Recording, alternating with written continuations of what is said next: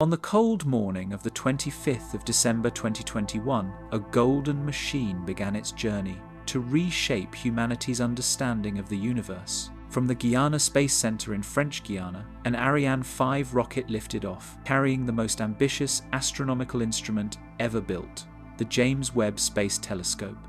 If you're fascinated by the mysteries of distant worlds and the search for life beyond Earth, subscribe now. Our journey to uncover the cosmos's hidden secrets begins today. Unlike its legendary predecessor, the Hubble Space Telescope, which circles Earth at a modest 547 kilometers, the James Webb Space Telescope was built to venture far beyond our planet's reach. Its destination, Lagrange Point 2, or L2, a point in space 1.5 million kilometers away, roughly 4 times the distance to the Moon. This isn't just a location, it's a gravitational sanctuary where the pull of the Sun and Earth balance perfectly. A spacecraft here remains aligned with Earth as both orbit the Sun, requiring minimal fuel to maintain its position. Quiet, dark, stable, an ideal perch for the most ambitious observatory humanity has ever built. At L2, Webb wouldn't simply look at the stars. It would capture light that began its journey billions of years ago, unlocking cosmic history encoded in faint infrared signals. But infrared light is delicate. Even the faint warmth of the telescope itself could overwhelm it. Engineers solve this with a marvel of materials science, a 5-layer sunshield of Captain E-. Each layer is thinner than a human hair, coated with reflective aluminum and doped silicon, and together they form a shield 21, 2 meters long and 14.2 meters wide, roughly the size of a tennis court.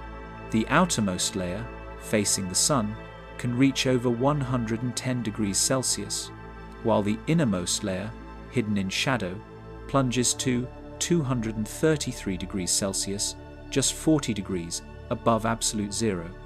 This staggering temperature difference keeps Webb's mirrors and instruments cold enough to detect the faintest glimmers from the farthest reaches of the universe. At the heart of Webb lies its mirror, a technological masterpiece. Spanning 6.5 meters across, it dwarfs Hubble's 2.4-meter reflector, granting nearly 7 times the light-collecting power. The mirror is composed of 18 hexagonal beryllium segments, each one 0.32 meters wide. Beryllium was chosen for its remarkable stability in extreme cold. Each segment is coated with a 100 nanometer layer of pure gold, less than 1,000th of a millimeter yet. This tiny amount is enough to efficiently reflect infrared light. Altogether, the mirrors contain just 48 grams of gold, less than the weight of a golf ball, yet capable of focusing the light of the universe itself. Behind each segment, precision motors adjust the mirrors in steps smaller than 1/10,000th the width of a human hair, merging all 18 reflections into a single flawless image. By January 2022, Webb completed its deployment. Every hinge, latch, and cable, 344 inches total, functioned perfectly. Folded like a giant origami sculpture during launch, the telescope unfolded seamlessly in space. Its instruments were ready. Webb carries 4 main scientific instruments. The near-infrared camera, or NIRCam, captures light from 0.6 to 5 micrometers, imaging forming stars and the warm atmospheres of exoplanets. It also aligns the mirrors with nanometer precision. The near-infrared spectrograph, NIRSpec, developed by the European Space Agency, doesn't take pictures. It separates light into its individual wavelengths. Using microshutters, no larger than a grain of sand, it can observe up to 100 targets at once, revealing the chemical composition of stars, galaxies, and planets. The mid-infrared instrument, MIRI, extends Webb sensitivity to 28 micrometers, observing the coldest and faintest objects dust surrounding newborn stars, icy comets, and distant exoplanets.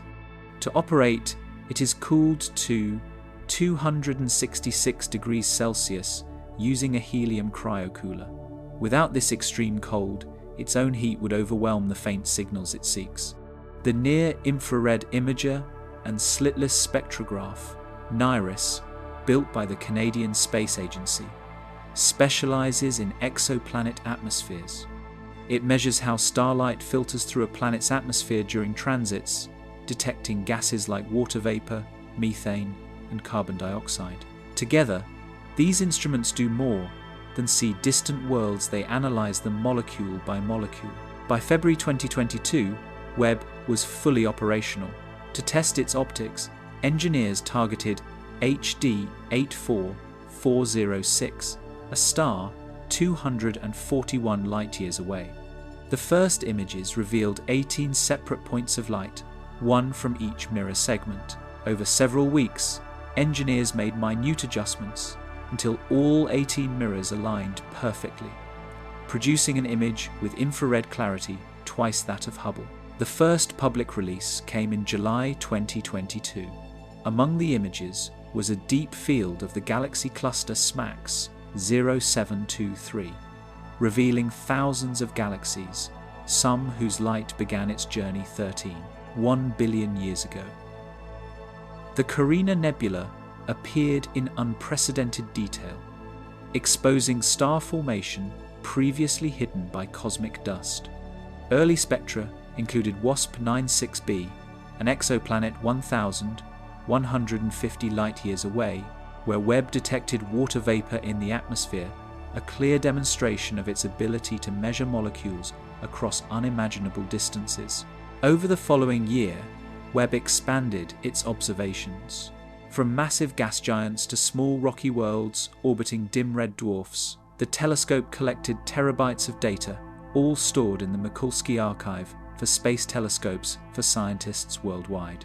By mid-2023, Webb had studied over 100 exoplanets, but one in particular captured attention: K2-18b. Discovered in 2015 by NASA's Kepler K2 mission, K2-18b orbits a red dwarf 124 light-years away, roughly 2.6 times the size of Earth and 8.6 times its mass. It is classified as a sub-Neptune. It orbits just 0.14 astronomical units from its star, 1/7 the Earth-Sun distance, yet remains in the habitable zone due to its dim host. Previous Hubble data hinted at water vapor in its atmosphere, but Webb had the power to confirm it. Between July 2023 and February 2024, Webb observed multiple transits of K2-18b, each lasting 7 hours. The telescope measured minute dimming of the star's light, changes equivalent to a fruit fly crossing a distant spotlight. From these delicate signals, scientists extracted the chemical composition of the planet's atmosphere. They detected methane, carbon dioxide, and faint traces of dimethyl sulfide, a molecule on Earth primarily produced by marine phytoplankton. While not conclusive proof of life, these findings suggested a potentially habitable environment far beyond our solar system. From its post at L2, 1.5 million kilometers from Earth, Webb had achieved what no previous telescope could: reading the chemical fingerprints of a distant world orbiting another star, 124 light-years away. It revealed the composition of planetary atmospheres with unprecedented precision, offering scientists a glimpse into environments far beyond our solar system and opening a window into the diversity of alien worlds. Yet this was only the beginning. With its combination of extreme cooling, precision optics, and advanced instruments, Webb had become more than a telescope, it was a laboratory in space. Poised to explore countless exoplanets, decipher the faint signals of distant atmospheres, and push the boundaries of planetary science, it promised to transform our understanding of the universe and the possibilities of life beyond Earth. The target, K2-18b, in the quiet reaches of Leo, 124 light-years from Earth, a dim red star pulses gently, almost unnoticed, yet in its faint glow circles a world that would ignite astronomers' imaginations. K2-18b This planet first revealed itself in 2015, not through a photograph, but through a subtle whisper, a fleeting dip in the star's brightness, captured by NASA's Kepler Space Telescope during its extended K2 mission. Every 33 days, for just a few hours, the star's light dimmed slightly, a delicate signal almost too faint to detect. It was the unmistakable signature of a transit, a planet crossing the face of its sun, etching its passage across the void in photons and time. Initially, K2-18b seemed like any other addition to the growing catalogue of exoplanets, a distant data point in a vast cosmic census. Yet as astronomers reconstructed its size and mass, it defied simple classification. Measuring 2.6 times the radius of Earth and weighing roughly 8.6 times as much, K2-18b occupied a liminal space too large to be rocky, too small to be a gas giant. It became the archetype of a sub-Neptune, a kind of planet absent from our own solar system. Its mean density, just 3.3 grams per cubic centimetre, hinted at an interior rich in volatiles oceans shrouded beneath a thick hydrogen-helium atmosphere, layers of water and gas locked in a high-pressure embrace. The red dwarf at the planet's heart, K2-18, was unassuming. Half the size of the Sun, emitting less than 3% of its light, it could easily be overlooked by casual observers. But what it lacked in brilliance, it compensated for in longevity. Red dwarfs burn slowly, steadily, for trillions of years, an eternity in which planets like K2-18b can exist in relative stability. Around such a star, time itself is abundant, offering the conditions for chemical complexity and perhaps, in ways not yet imagined, for life to unfold. K2-18b's orbit is close, just 0.14 astronomical units from its star, roughly 1/7 the distance between Earth and the Sunday. Yet the planet is neither scorched nor frozen. The dim, cool light of K2-18 bathes it in just enough energy to maintain temperate conditions on its outer layers. In astrophysical terms, the planet lies squarely within the habitable zone, a region where liquid water might persist, a key ingredient in life as we understand it. To a human visitor, however, the planet would be hostile beyond comprehension. Its gravity would crush an unprotected body. Its thick, hydrogen-dominated atmosphere would smother terrestrial lungs within moments. And yet, scientists began to question whether habitability required an Earth twin at all. Perhaps it demanded only chemistry, energy, and stability. Perhaps life could emerge under conditions we have not yet fathomed. In 2019, the Hubble Space Telescope, its instruments aged but still precise, turned toward K2-18b during a transit. What it observed was extraordinary, the spectral signature of water vapor in the planet's atmosphere. For the first time, an exoplanet within a habitable zone revealed a molecule so intimately tied to life on Earth. The signal was faint, blurred by Hubble's limited infrared capabilities, yet it ignited the imagination of astronomers worldwide. Beneath the hydrogen sky, what lay hidden? Was it a dense, boiling gaseous envelope, or an ocean trapped under immense pressure, isolated from the universe above? K2-18b had shifted from a mere catalogue entry to an enigma. Each observation, each model, suggested more questions than answers. Researchers debated the nature of its clouds, the depth and composition of its atmosphere, and the potential for high-pressure oceans beneath. Could chemical reactions in those hidden oceans, catalyzed by energy from the star or the planet's own internal heat, be enough to sustain complex processes? The possibilities stretched the imagination, and the tools of observation were only just beginning to probe reality. When the James Webb Space Telescope finally opened its golden eye to the cosmos, K2-18b was a natural first target. JWST's instruments were designed for sensitivity beyond Hubble, capable of resolving molecular signatures with unprecedented clarity. The goal was no longer just to detect water vapor. Scientists aimed to map the planet's chemical fingerprints, methane, carbon dioxide, and other compounds that, on Earth, are associated with living processes. Each transit offered a glimpse into a world that had remained invisible for millennia, teasing out the language of its atmosphere, one photon at a time.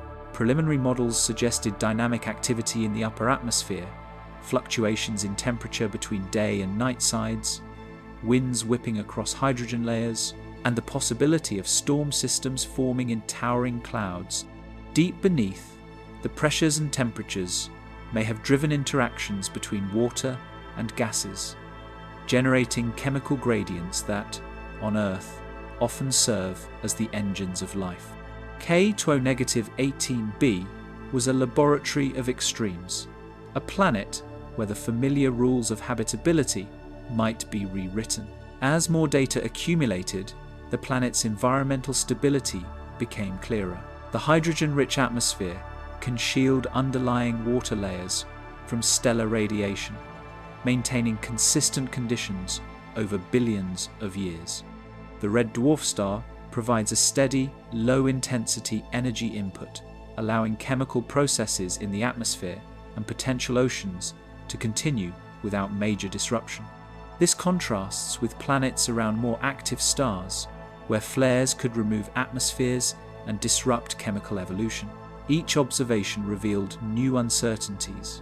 K-18b could be a gas-shrouded ocean world, or a planet where high-pressure chemical reactions dominate. Determining whether these reactions could reach biologically relevant complexity is still under study. These questions emphasize the diversity of planetary environments and guide ongoing research into the potential for complex chemistry beyond Earth. The red star of Leo continues its steady pulsation, while K-18b orbits quietly. The planet features hydrogen-rich skies and high-pressure water layers, with extreme surface pressures and active chemical processes. Every 33 days, it transits the star, allowing instruments on Earth to measure its atmospheric composition.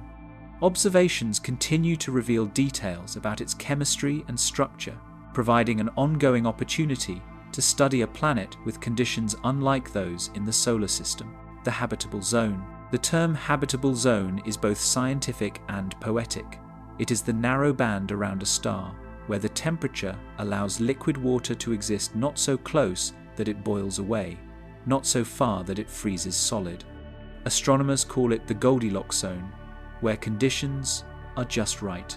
For the Sun, that band stretches roughly from 0.95 to 1.67 astronomical units. For a dim red dwarf like K-18, it hugs close to the star between 0.11 and 0.18 AU. And right there, almost in the middle, orbits K-18b, completing one full lap every 33 Earth days.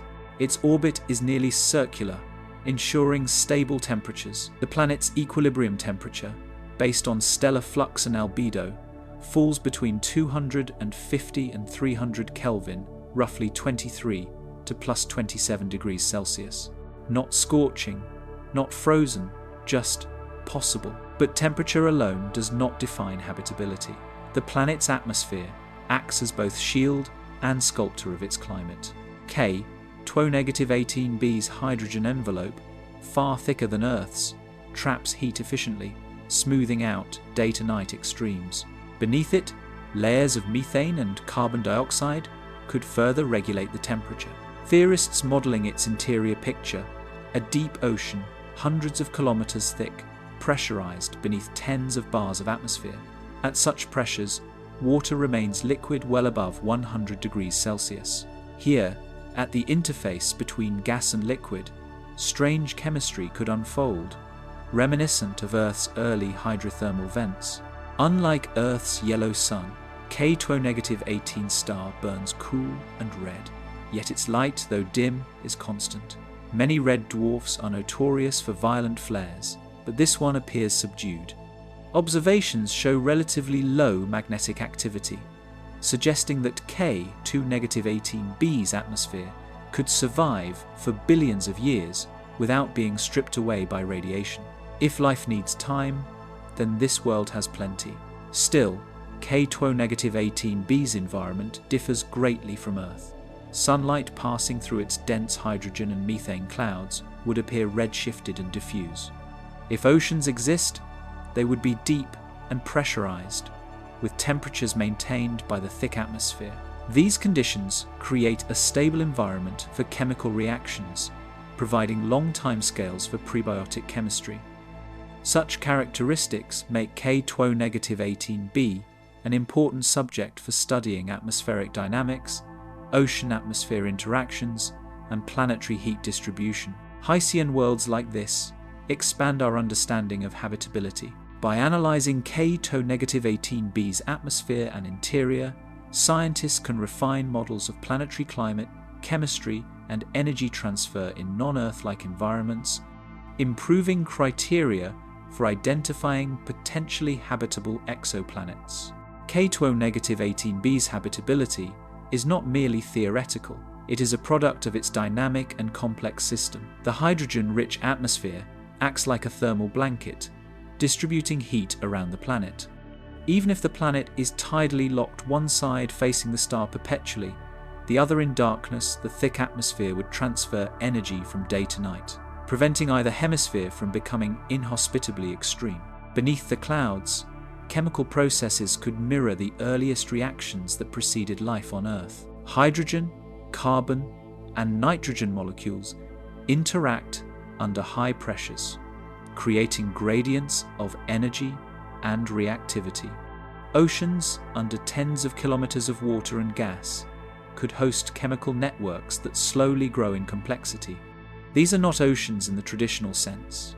They are heavy, high-pressure reservoirs capable of sustaining reactions unimaginable on Earth's surface. Red dwarfs like K2-18 burn slowly and steadily. Unlike many of their kind, which unleash violent flares that strip atmospheres from nearby planets, this star is gentle, its magnetic activity muted. This stability ensures that K2-18b's hydrogen envelope remains intact, preserving the environment and giving chemistry and, potentially, life time to evolve. In the cosmic sense, this world has the gift of patience. The alien nature of K2-18b extends to light, color, and perception. Sunlight, filtered through thick hydrogen and methane clouds, would produce muted, surreal hues. Shadows blur, and horizons shift in odd ways. The ocean's surface, if present, reflects this filtered red light, glowing faintly with thermal emissions from the depths below. Life, if it exists, would operate under conditions humans can scarcely imagine. High pressures, dense atmospheres, and light that is dim yet persistent. Scientists have coined a term for such worlds: Hycean planets. Derived from hydrogen and ocean, the classification captures the essence of these sub-Neptune planets, with vast liquid reservoirs hidden beneath hydrogen envelopes. They are not Earth-like in the conventional sense, but they expand the definition of habitability. Life may not require a thin, nitrogen-rich atmosphere or temperate continents. It may only need chemistry, energy, and time, all of which K2-18b has in abundance. K2-18b's orbit also influences its climate in subtle ways. Tidally locked or not, the interaction of the planet's rotation, atmosphere, and potential oceans creates complex patterns of circulation. Winds could swirl in enormous planetary-scale currents, while heat from the star spreads across the globe. The planet's climate, though alien, could be remarkably stable, fostering chemical and perhaps biological processes over eons. K2-18b's atmosphere and potential oceans produce measurable effects. Infrared spectroscopy can reveal water vapor, methane, and carbon dioxide in the hydrogen envelope. Atmospheric circulation, cloud coverage, and temperature gradients can be tracked through transits and phase curves. Studying these observable phenomena allows astronomers to test models and improve predictions for sub-Neptune planets, providing concrete data on climate stability and chemical processes under high pressure. K-18b demonstrates the progress of exoplanet science, from detection to detailed atmospheric characterization with JWST.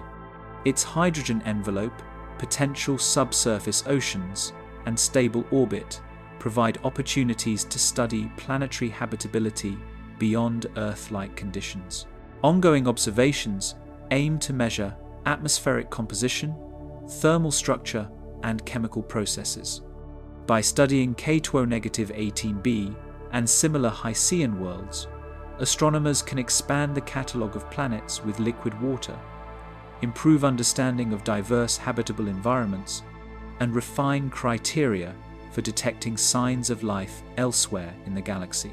The mystery of Hycean worlds. In 2021, researchers from the University of Cambridge proposed a new planetary Category 1 that could fundamentally alter how we think about habitability. They called these Hycean worlds, a name derived from hydrogen and ocean. The term was simple, yet it hinted at something profound. Planets cloaked in thick hydrogen atmospheres, hiding vast, possibly life, bearing oceans beneath. The idea emerged from a striking realization.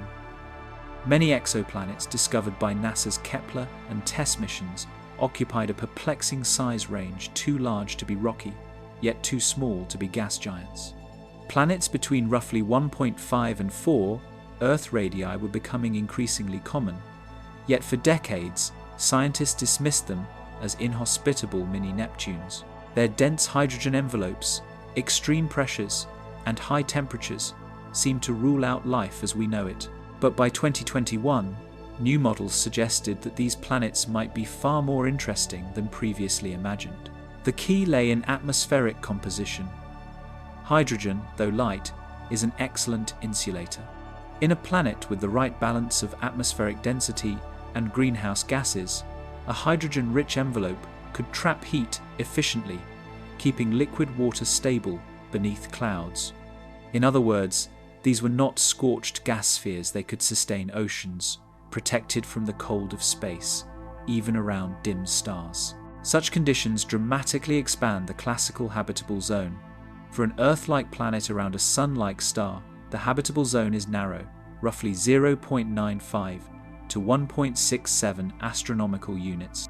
But a Hycean world orbiting a dim red dwarf, like K-18, could support liquid water even at a fraction of that distance, sometimes closer or farther than standard models would allow. Hydrogen acts as a thermal buffer, allowing surface, or more accurately, subsurface temperatures to remain within a range suitable for chemistry, and possibly biology, to persist. K-18b became the prototype of this emerging class. Its radius, 2.6 times that of Earth, and its mass, about 8.6 Earths, placed it squarely in the sub-Neptune regime. Its orbit, 0.14 AU, from a cool red dwarf, exposed it to only a fraction of the stellar energy Earth receives, yet its thick hydrogen envelope would act as a blanket, maintaining moderate temperatures.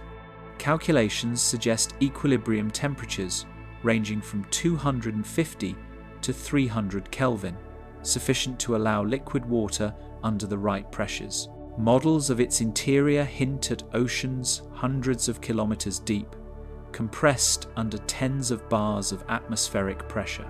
At these pressures, water remains liquid even at temperatures well above 100 degrees Celsius, a world unlike anything on Earth, yet theoretically habitable. But Hycean worlds also pose profound challenges. Their dense atmospheres scatter and absorb light, obscuring the planet's surface. Spectral features of interest, signs of gases or chemical activity, are difficult to detect. Water, methane, ammonia, and carbon dioxide may exist in supercritical forms, where distinctions between liquid and gas disappear. Under these alien conditions, could life arise? Could complex chemistry persist long enough to evolve? And if life exists, how would it interact with such an extreme environment? Cambridge researchers proposed one potential answer: biosignatures. On Earth, marine microbes release trace gases like methane CH4 and dimethyl sulfide DMS into the atmosphere. In a Hycean ocean, analogous processes could inject detectable compounds into the overlying hydrogen envelope. If observed from afar, these molecules might serve as indirect evidence of life. Detecting them, however, requires instruments capable of distinguishing minute spectral fingerprints against the overwhelming backdrop of hydrogen absorption. That is where the James Webb Space Telescope became revolutionary. Launched with unparalleled infrared sensitivity, JWST could probe the spectra of planets like K2O-18b during transit. By measuring the slight absorption of starlight at specific wavelengths, astronomers could infer the presence of water vapor, methane, carbon dioxide, and even more complex molecules. For the first time, a Hycean world transitioned from theoretical speculation to observational reality. In mid-2023, K2-18b became JWST's first major exoplanet target for this purpose. Observers focused on multiple transits, recording variations in infrared light as the planet passed in front of its star. Early results confirmed the presence of water vapor in the upper atmosphere, a landmark discovery. But JWST's instruments were poised to go further. Beyond water, they sought the subtle signatures of organic chemistry, gases that, on Earth, are produced almost exclusively by living organisms. Even with water confirmed, questions remained. Was the ocean truly global, or trapped beneath localized layers of hydrogen-rich clouds? Did the planet's hydrogen envelope permit stable liquid layers over geological timescales, or were its conditions transient? And perhaps most tantalizing, could life exist in environments so alien that the very concept of habitability must be redefined? Hycean worlds, once theoretical curiosities, are now recognized as an important focus of astrobiology. They expand the range of planetary environments that may support liquid water and complex chemistry, demonstrating that habitability is not limited to Earth-like rocky planets in narrow orbital zones. Studying these planets provides insight into how atmospheric composition, planetary size, and stellar type interact to create stable conditions for water and potential life. By examining K2O-18b and similar exoplanets, scientists can test models of planetary structure and atmospheric dynamics under conditions very different from those on Earth. K2O-18b's place in this narrative is emblematic. Its discovery, characterization, and potential for biosignature detection exemplify how far exoplanet science has advanced in just a few decades. From faint dips in starlight recorded by Kepler to the precise infrared measurements of JWST, each step transforms our understanding, turning speculation into data. Ongoing observations and spectral analysis continue to refine our understanding of Hycean planets. Current models suggest these worlds may be abundant, possibly numbering in the tens of billions within the Milky Way. Each detected Hycean planet, including K2O-18b, offers an opportunity to study the chemistry of dense hydrogen-rich atmospheres and subsurface oceans. Detecting trace gases such as methane or dimethyl sulfide in their atmospheres could provide concrete evidence of chemical processes similar to those driven by life on Earth, advancing our understanding of where and how life might arise in the galaxy. K2O-18b exemplifies the progress of exoplanet science over the past decades. From initial detection by Kepler to detailed spectral analysis with JWST, this planet demonstrates the ability of modern instruments to probe the atmospheres and potential habitability of distant worlds. Future observations will continue to measure its atmospheric composition, thermal structure, and potential biosignatures, providing critical data for models of planetary habitability. Studying K-18b and other Hycean worlds will expand the catalogue of known exoplanets capable of supporting liquid water, helping astronomers evaluate the diversity of habitable environments across the galaxy. JWST's observation campaign. By the summer of 2023, the James Webb Space Telescope had settled into routine operations at the far edge of Earth's gravitational influence, nearly 1 million miles away at L2. Its golden mirrors, composed of 18 hexagonal segments, aligned with painstaking precision, glinting faintly against the darkness of space. These mirrors, cooled to a frigid 40 Kelvin, were now trained on a faint red star in the constellation of Leo. Across the vast distance of 124 light-years, JWST was poised to witness a phenomenon invisible to the naked eye: the passing of K-18b across its star. The observational campaign was meticulously scheduled, stretching from July 2023 to February 2024. It would span several of the planet's 33-day orbits. Each cycle demanded precise timing. Astronomers had to know the minute when the transit would occur, because the window during which starlight passes through the planet's atmosphere lasts only about 7 hours. During this interval, an almost imperceptible fraction of light filters through K-18b's hydrogen envelope, carrying encoded information about the molecules it encounters. JWST's instruments were ready for this challenge. The Near-Infrared Spectrograph, NIR-SPEC, and the Near-Infrared Imager and Slitless Spectrograph, NIRIS, operated in tandem, dissecting the incoming light between 1 and 5 micrometers. These wavelengths are particularly rich in molecular absorption bands. Every molecule leaves a distinct spectral fingerprint. Methane absorbs at 1.6, 5 and 3.3 micrometers, carbon dioxide near 4.3 micrometers, water vapor across multiple bands from 1.4 to 2.7 micrometers. Even minor constituents, like ammonia or hydrogen cyanide, produce subtle imprints detectable only through high-resolution spectroscopy. The data from each transit stream down to Earth as intricate numerical arrays. Each line represented the faintest dip in brightness across thousands of wavelength channels. For a single transit, a difference of 1 part in 10,000 could reveal the presence of a molecule thousands of light-years away. Scientists could reconstruct the atmosphere of K-18b, its composition, its pressure layers, and even hints of its temperature profile without ever leaving Earth. But gathering photons was only the beginning. JWST's detectors are exquisitely sensitive, meaning that instrumental noise, cosmic rays, and thermal fluctuations all had to be identified and removed. Calibration demanded layers of modelling, including flat field correction, dark current subtraction, and Poynting jitter analysis. Bayesian retrieval frameworks were then applied, testing millions of simulated atmospheres against the observed spectrum.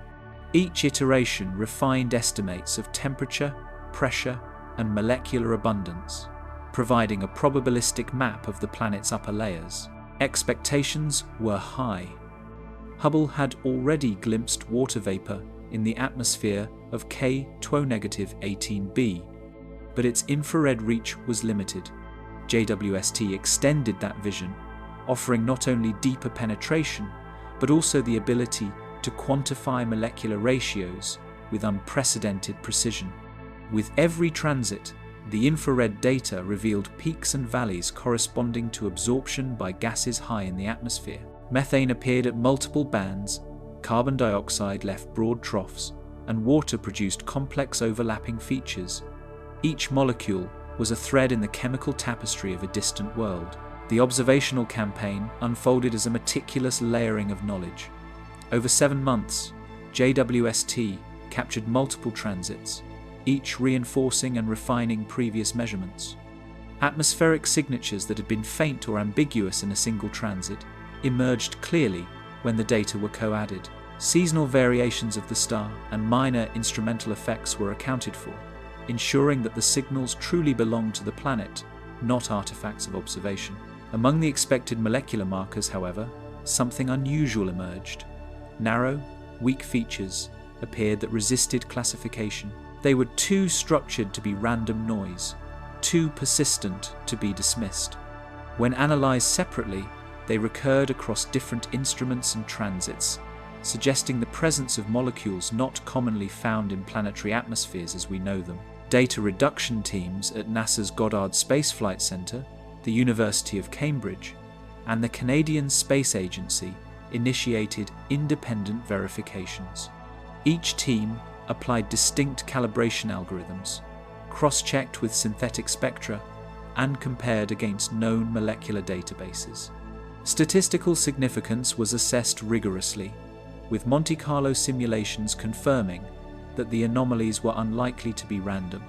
If these features held up, they could indicate chemical processes previously observed only on Earth, or perhaps entirely new atmospheric chemistry. JWST's precision was critical. Its detectors measure photons with part per million accuracy, and its infrared capability spans the critical bands for water, methane, carbon dioxide, ammonia, and trace organic molecules. By comparing the depth and shape of absorption lines, scientists could estimate not only the presence, but the concentration of gases, creating a three-dimensional map of K2O-18b's upper atmosphere. Variations in line broadening and shifting provided indirect evidence of temperature gradients, atmospheric circulation, and even high-altitude winds. The campaign also benefited from international collaboration. Observatories on Earth monitored K2O-18's photometric variations to track star spots and minor flaring activity, ensuring that any changes in starlight were planetary, not stellar. Coordinated data processing pipelines allowed cross-validation of results, increasing confidence in the emerging spectral fingerprints. By mid-2024, the accumulated observations had produced the most detailed infrared spectrum ever captured for a sub-Neptune exoplanet. As each transit passed, JWST captured new layers of detail, peeling back the atmosphere of K2O-18b bit by bit. The planet's faint shadow moved across its star, revealing distinct absorption signatures from methane, carbon dioxide, and water vapor. Unexpected spectral lines, though weak, repeated across multiple transits, suggesting something new was at play. Instruments ran continuously, recording precise infrared data, tracking even the slightest fluctuations in starlight. Every observation added a fresh piece to the puzzle, and with each new measurement, the team gathered more evidence to refine their understanding of this distant world's atmosphere. By the time the campaign concluded, a rich dataset had been compiled, mapping K2O-18b's atmosphere in unprecedented detail. NIRSpec and NIRIS instruments tracked subtle shifts in spectral lines, capturing atmospheric variations across multiple orbits. Each new transit added a layer of clarity, from chemical composition to temperature gradients. The data was organized meticulously, ready for analysis. With every bit of information, the picture of K2O-18b's atmosphere grew sharper, and the team stood poised to reveal the hidden dynamics of this alien world. The spectral fingerprints. Every molecule has a signature. Methane bends and stretches in a pattern of infrared frequencies. Carbon dioxide vibrates differently, absorbing light at distinct bands. To read a planet's spectrum is to read its invisible handwriting, tracing the unseen chemistry of a distant world. When JWST's data for K2O-18b was finally reduced and cleaned, the first features to stand out were unmistakable: methane CH4 and carbon dioxide CO2. These gases absorb strongly in the near-infrared, producing broad dips in the spectral curve, at roughly 3.3 micrometers for methane and 4.3 micrometers for carbon dioxide. Each peak and trough represented the interaction of light with molecules thousands of trillions of kilometers away, captured as digital imprints by the observatory's sensitive detectors. The presence of both gases together was immediately intriguing. In hydrogen-dominated atmospheres, such a combination can indicate thermochemical disequilibrium conditions that require active maintenance by internal processes. On Earth, disequilibrium is a hallmark of life. Oxygen and methane coexist because of the continuous output from living organisms. To a scientist, that word disequilibrium is electric. It signals energy flowing, chemistry that refuses to settle, and dynamic processes far from static equilibrium. JWST's spectra, however, offered more than just the expected molecules. Between 3.4 and 3.6 micrometers, faint, narrow absorption notches flickered, barely above the noise threshold. These subtle dips didn't correspond to any simple, well-known atmospheric gas. At first, the team suspected instrumental contamination, cosmic rays, detector quirks, thermal drift, but repeated observations across multiple transits told a different story. As reprocessing continued, the same pattern emerged consistently. Cross-checks between independent data reduction pipelines confirmed the persistence of these faint features. They were small, almost imperceptible, but they refused to vanish. The persistence alone transformed what could have been a statistical fluke into a genuine signal worth investigating. Researchers then expanded their molecular library. They compared the data against databases containing thousands of potential infrared absorbers: ammonia, ethane, acetylene, sulfur compounds, nitriles, and dozens more. Slowly, one candidate began to fit the pattern: dimethyl sulfide, or DMS. On Earth, DMS is a product of life. Marine phytoplankton release it as part of their sulfur metabolism, a process that indirectly influences cloud formation and contributes to the familiar smell of the ocean. Detecting it on another world, hundreds of trillions of kilometers away, would be staggering, perhaps the first chemical hint of biology beyond our solar system. But the team approached the finding with extreme caution. Extraordinary claims require extraordinary evidence. They revisited every stage of the analysis. Calibration lamps were rechecked, detector persistence and drift were reassessed, cosmic ray impacts were re-examined, and noise models were rigorously tested. Atmospheric simulations were run for a range of pressures, temperatures, and altitudes. In each scenario, the DMS-like feature persisted. The story didn't end there.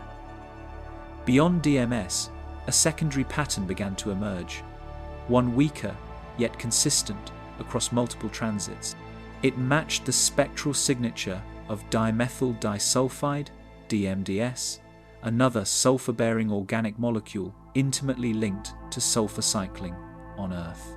The combination of DMS and DMDS was particularly tantalizing because no known abiotic reaction in a hydrogen-rich atmosphere would easily generate both in measurable quantities. Scientists refrained from labeling it as life. The term anomalous chemistry was used to describe the unusual observations, allowing room for further investigation. This term captured the complexity of the data without jumping to conclusions. Still, the implications were impossible to ignore. The atmospheric ratios, the consistency of the features across multiple datasets, and their correlation with molecules related to biological processes suggested a chemical environment more complex than previously observed. Each transit revealed slight variations in absorption depth, indicating dynamic atmospheric processes that influenced chemical distribution. JWST's high spectral resolution allowed the team to measure relative abundances with parts per million precision. Methane dominated the upper atmosphere. Carbon dioxide maintained a stable background presence, and trace organosulfur compounds hovered at the detectable edge. Modeling these ratios suggested active replenishment, an ongoing source of molecules rather than a one-time chemical accident. Temperature and pressure profiles further complicated the narrative. K2-18b's hydrogen envelope, though vast and thick, allows the infrared signatures of trace gases to emerge from the middle layers of the atmosphere, hundreds of kilometers above the hypothesized ocean below. These conditions, while extreme by Earth standards, do not preclude complex chemistry. Indeed, theoretical models indicate that DMS and DMDS could persist under moderate ultraviolet flux from the red dwarf star, shielded by the planet's haze and cloud layers. In parallel, the team explored alternative explanations: volcanic outgassing, lightning-driven chemistry, photochemical reactions in high-altitude hazes. All were simulated. None reproduced the observed pattern convincingly. Abiotic pathways could produce methane and carbon dioxide individually, but the combination of sulfur compounds alongside these gases in the measured ratios defied known planetary chemistry. The spectra also hinted at additional minor features, barely rising above the detection threshold, corresponding to other organics such as ethane and trace nitriles. Each feature added complexity, suggesting the presence of diverse chemical processes. If confirmed, this array of molecules would make K2-18b one of the most complex exoplanetary atmospheres ever observed. The entire process was painstaking. Each dataset required careful vetting. Each analysis had to be repeated across independent teams, and each interpretation had to withstand scrutiny from astronomers across multiple continents. Still, the data revealed clear patterns in absorption lines and photon counts, highlighting both familiar and unfamiliar aspects of the planet's chemistry. While the faint signatures of sulfur molecules raised significant interest, they also underscored the limitations of current methods. Instruments, models, and theories could describe the data with high probability, but direct confirmation of life on K2-18b remained beyond reach. For now, the team could only interpret the spectral data. As each spectral curve was overlaid, refined, and analyzed, a clear pattern emerged. K2-18b's atmosphere exhibited complex chemistry, with gases interacting, persisting, and possibly cycling in ways that could offer insights into its chemical processes.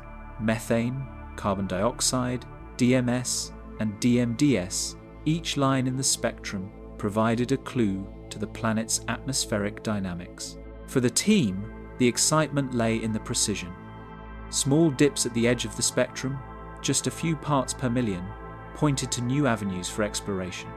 JWST had captured the data, and the scientists were now analyzing it to uncover the details of this distant world, molecule by molecule. In the end, the spectrum was more than just data. It was a detailed record of a world, captured in near-infrared light, revealing a planet that defied easy categorization as sub-Neptune, a Hycean world, and a unique example of complex atmospheric chemistry. Dimethyl sulfide, the surprise signal. The confirmation came in early 2024, after months of painstaking cross-analysis. The faint absorption features around 3.4 and 3.5 micrometers in JWST's spectra, first noted as tentative in the previous year, now persisted across independent observations and processing pipelines. Every potential source of error instrument drift, cosmic ray hits, thermal noise, calibration inconsistencies had been meticulously tested, simulated, and ruled out. What remained was stubborn, narrow, and unmistakable. When the numbers were run through Bayesian retrieval models, the statistical significance became clear: 3 sigma. In other words, there was a 99.7% probability that the signal was real. In most scientific disciplines, that level of confidence is considered definitive. But astrophysics, especially in the hunt for exoplanetary biosignatures, is a domain of extreme caution. A single misinterpretation can propagate through entire theoretical frameworks. For the team, 99.7% was a milestone but not a verdict. The team did not claim life. They announced a possible detection of dimethyl sulfide, or DMS, in the atmosphere of K2-18b. On Earth, DMS is produced almost exclusively by marine microorganisms, primarily phytoplankton. The sulfur cycle that generates it involves complex biochemistry. Phytoplankton metabolize sulfur, containing compounds in seawater, releasing DMS as a byproduct, which then participates in atmospheric and cloud chemistry. There is no known geochemical or photochemical pathway that can produce DMS in measurable quantities under conditions similar to those of Earth. If DMS truly exists in K2-18b's hydrogen-rich atmosphere, the implications are profound. It would suggest chemical processes strikingly analogous to Earth's marine ecosystems, cycles of carbon, hydrogen, and sulfur interacting under mild pressures and temperatures. In other words, the planet's atmosphere might harbour processes capable of sustaining complex, possibly lifelike chemistry, in a manner that mirrors our own oceans. Yet the team approached these results with deliberate caution. Alternative sources were systematically tested. Could volcanic outgassing produce sulfur compounds that mimic the DMS signature? Could high-pressure photochemistry in a hydrogen-rich atmosphere generate false positives? Could minute crosstalk between JWST's near-spec and nearest instruments, or subtle calibration drift, produce spurious absorption lines? Each scenario was modelled with painstaking detail. Volcanic scenarios required fluxes orders of magnitude greater than plausible for a sub-Neptune like K2-18b. Photochemical pathways either produced spectra inconsistent with the observed features or required extreme UV fluxes incompatible with the planet's red dwarf host star. Instrumental artifacts were tested using both synthetic and real calibration datasets, and multiple pipelines independently reproduced the same faint DMS-like feature. The conclusion was unavoidable. The signal, narrow and stubborn, persisted. At the University of Cambridge, principal investigator Niku Madhusudan coordinated the international effort to contextualize the findings. In a carefully worded statement, he explained, "This detection does not confirm life, but it does confirm that K2-18b's atmosphere exhibits chemistry far more complex and Earth-like than we anticipated." The phrasing was deliberately restrained, but the astonishment beneath it was palpable. No telescope in history had ever recorded a candidate biosignature on an exoplanet with such statistical confidence. The scientific world recognized the subtle audacity of the claim, a faint whisper of chemistry traveling over 100 light-years, encoded in infrared light, potentially hinting at biological activity. The figure 99.7% confidence circulated rapidly through scientific networks, preprint servers, and social media. For some, the number was enough to spark cautious optimism. For others, even a 1 in 3 7-0 chance of error demanded strict skepticism. The scientific debate was immediate and global. Conferences devoted sessions to modelling abiotic DMS production, while labs ran high-pressure experiments simulating hydrogen-rich atmospheres. Some teams argued for the plausibility of exotic geochemistry. Others emphasized the uniqueness of DMS as a biologically derived molecule. Late in 2024, the Cambridge team submitted their results to the astrophysical journal Letters. The manuscript was meticulous. Data tables extended over dozens of pages, model assumptions were carefully documented, and error propagation was treated with exhaustive detail.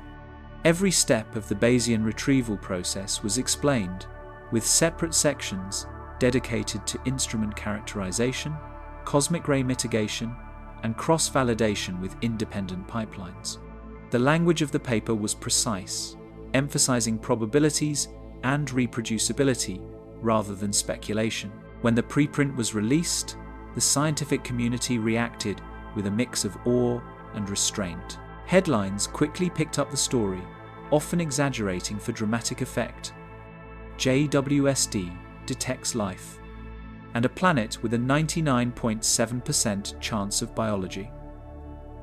Researchers immediately clarified the nuances.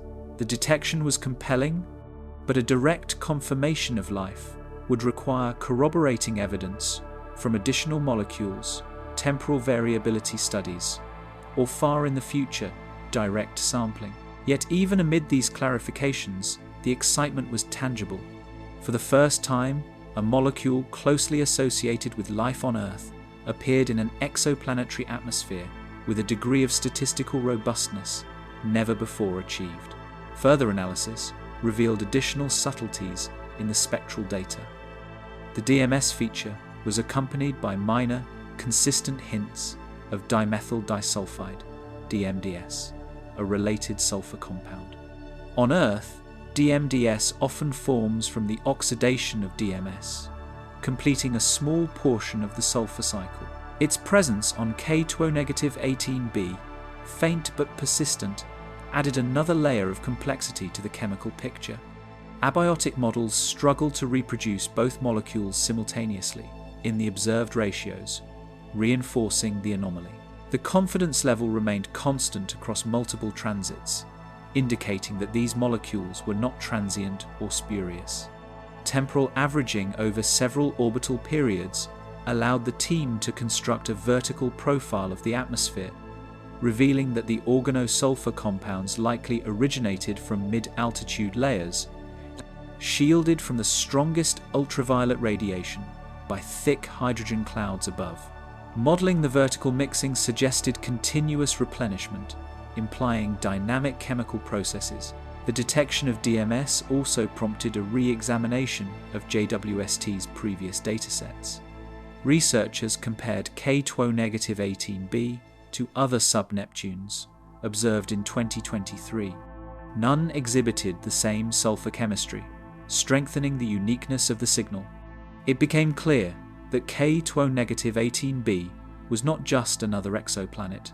It was a chemically active laboratory in the sky, revealing processes previously thought improbable in hydrogen-dominated atmospheres. Laboratory simulations of hydrogen-rich atmospheres with trace organosulfur compounds provided additional insights. When methane, carbon dioxide, and DMS were combined under plausible pressures and temperatures, reaction pathways suggested subtle atmospheric feedback mechanisms. Even without life, the chemical network would be unusually active, producing minor spectral features that aligned closely with JWST's observations.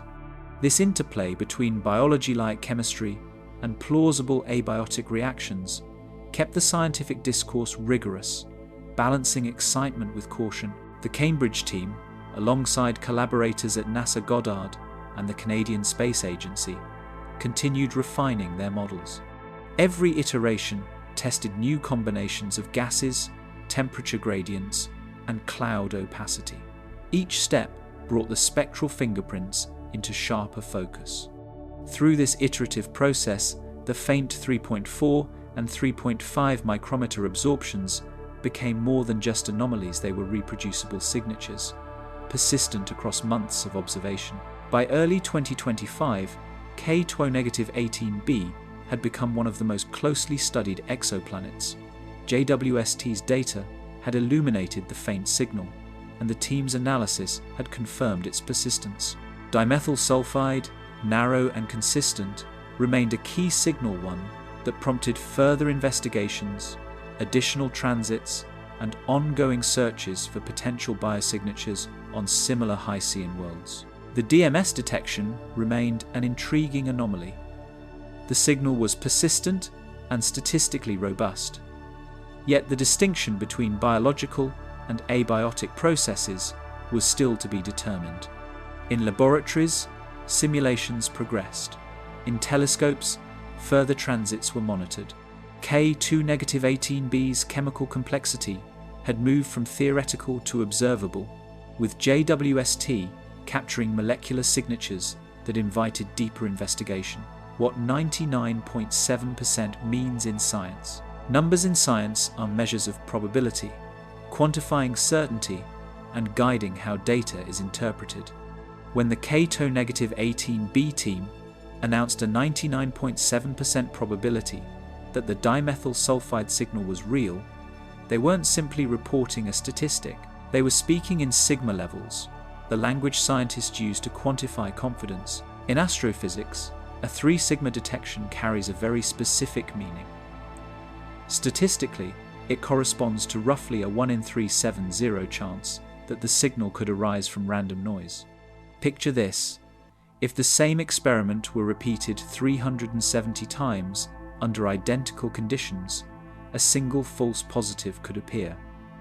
That's why scientists speak of 3 sigma, with excitement tempered by caution. It's compelling, but not definitive. By contrast, the Higgs boson discovery in 2012 required 5 sigma, representing a 1 in 3, 5 million chance of a fluke. This has become the gold standard for declaring a discovery conclusive. K2-18b's 3 sigma signal lies between possibility and certainty, strong enough to provoke excitement, yet demanding follow-up. It calls for further examination and scrutiny. Even at 3 sigma, the implications are significant.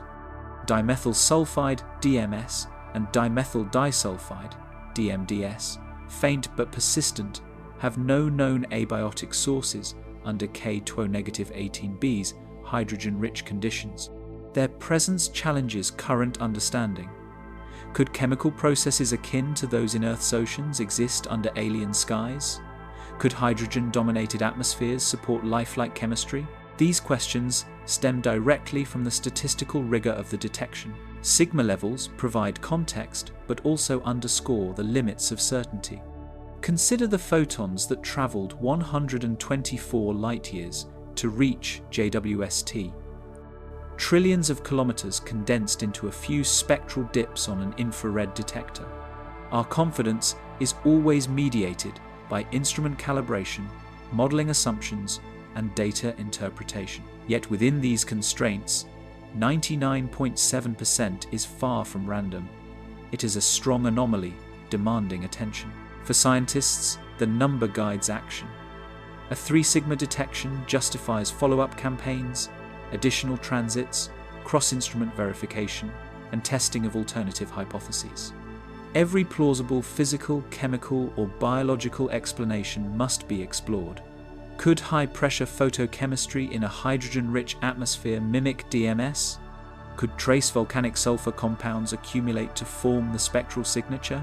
Models suggest these scenarios are unlikely, but nothing is dismissed without thorough analysis.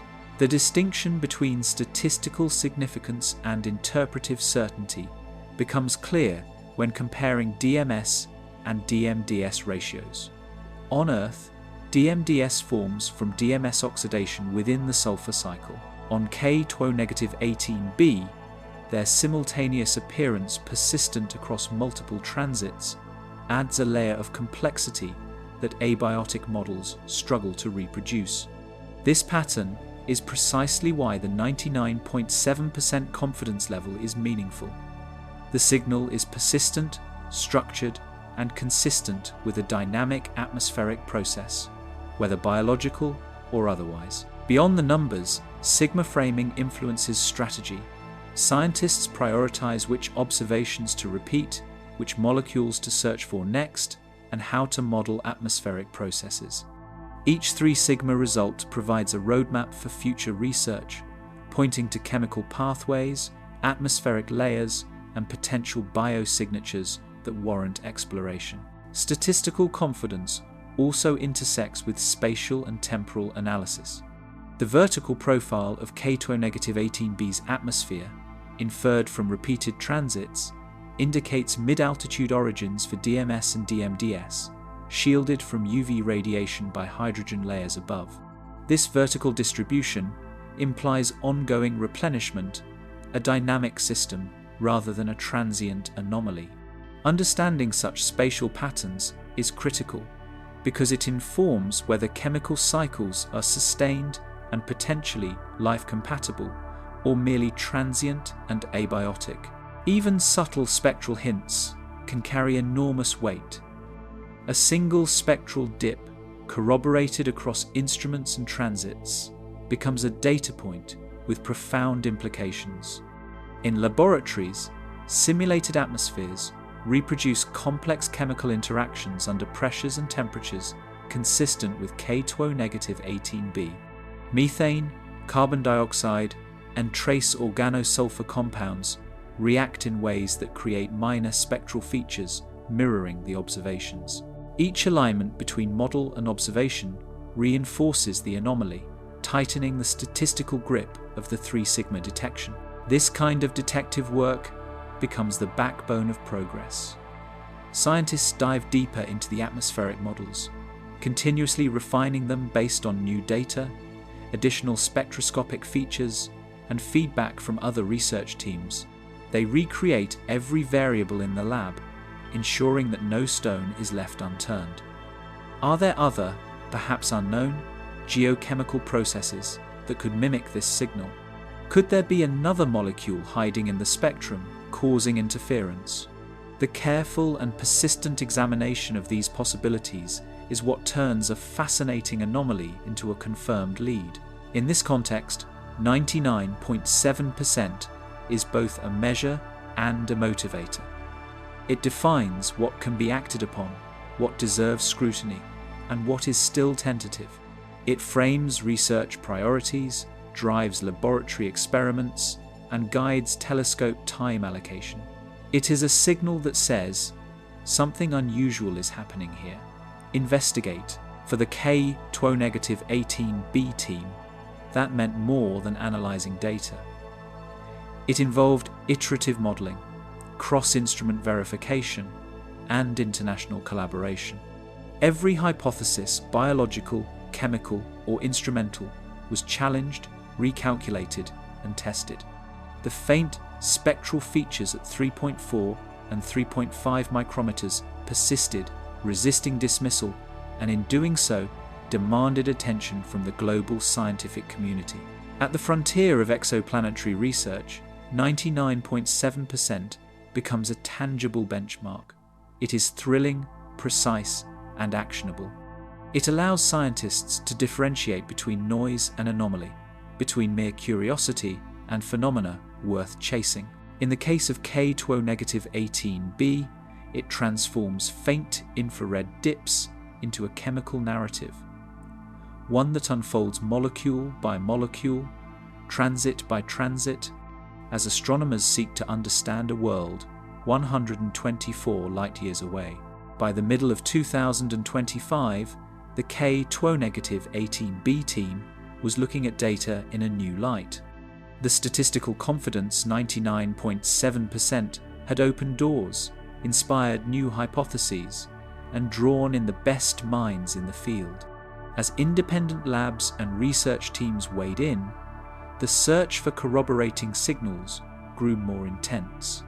Each subsequent observation added layers of data, further solidifying the case for a chemical process far beyond what was thought possible in a hydrogen-rich atmosphere.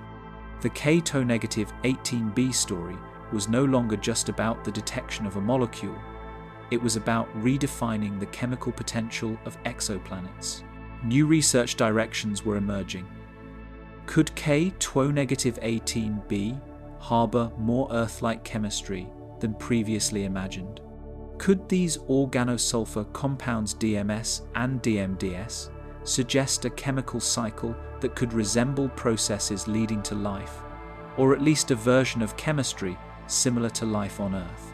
These were the questions now being explored, questions that 99.7% certainty had made possible. Every new transit, every new data point added weight to the case. The team didn't yet have a definitive answer, but they now had a powerful tool, a statistical confidence level high enough to keep pushing forward. The path ahead was clear: more observations, refined models, and, most importantly, more questions. In science, it is the questions that drive the next big discovery. By 2025, the K2-18b team was no longer just observing data. They were following a trail, a statistical anomaly that had become a catalyst for a new chapter in the study of exoplanet atmospheres. The 99.7% confidence level was not an endpoint. It was the spark that ignited deeper investigations into the chemical processes occurring on distant worlds. It was a reminder that in science, certainty is rarely absolute, but the pursuit of understanding continues. The atmosphere of K2-18b. To understand why K2-18b might host life, or at least lifelike chemistry, we must first explore its atmosphere. Not physically, of course, but through the chemical signatures that Webb has transmitted across the vast expanse of space. These data provide a unique window into a world unlike any we've encountered before. The atmospheric composition of K2-18b reveals a strikingly alien environment, one dominated by hydrogen. The planet's hydrogen-rich envelope envelopes a world more than 2.6 times the size of Earth and about 8.6 times its mass. It's a massive, gas-heavy planet with an atmosphere that stretches high into the sky, where molecules drift according to the whims of temperature, pressure, and radiation from its red dwarf star. Within this vast atmosphere, scientists have detected familiar yet intriguing compounds: methane CH4, carbon dioxide CO2, and dimethyl sulfide DMS. Water vapor is likely present in the upper layers, though its signature is entangled with the dense hydrogen, making it difficult to isolate.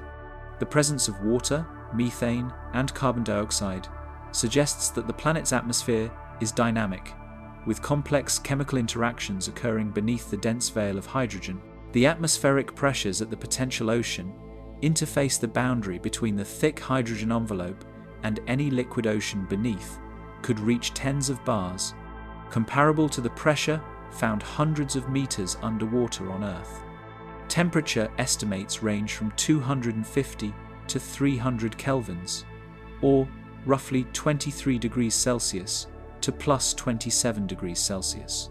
This temperature range suggests that liquid water could exist beneath the hydrogen canopy, providing a potential environment for chemistry that might resemble Earth's oceans.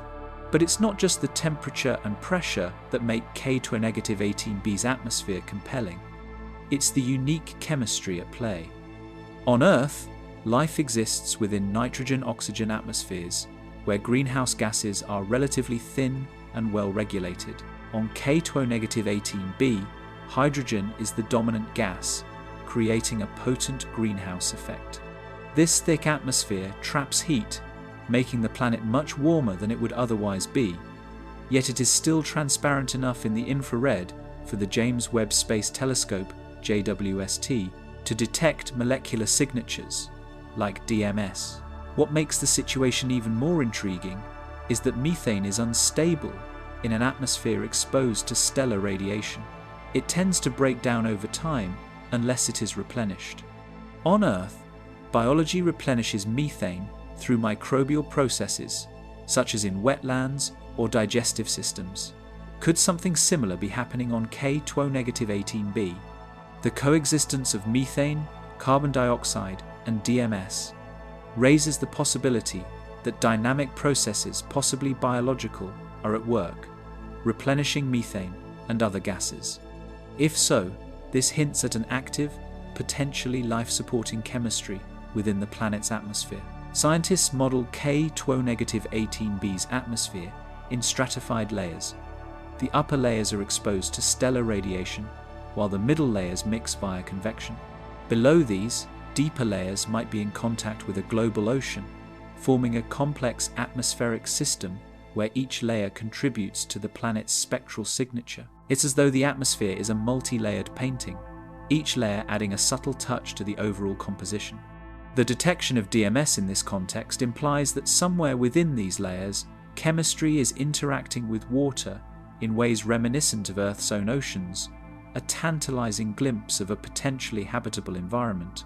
Further adding to the complexity is the fact that K2-18b orbits a red dwarf star, K2-18, which is much quieter than many other M-dwarfs.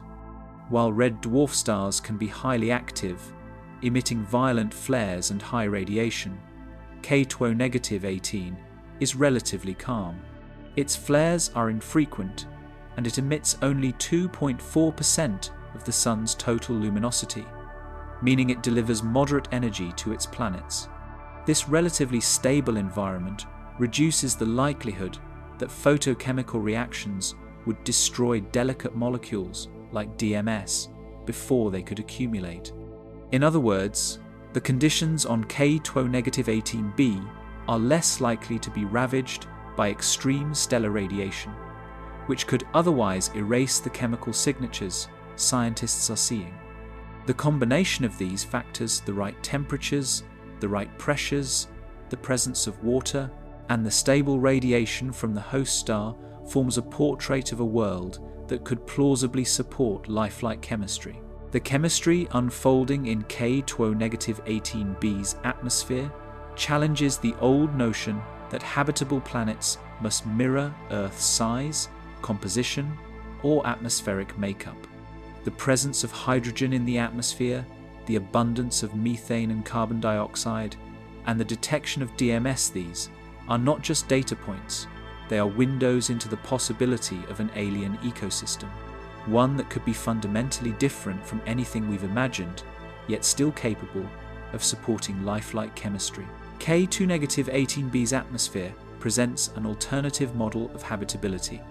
While Earth's biosphere thrives in a nitrogen-oxygen atmosphere, K2-18b's hydrogen-dominated environment could support a form of chemistry that is, if not life as we know it, then something incredibly close.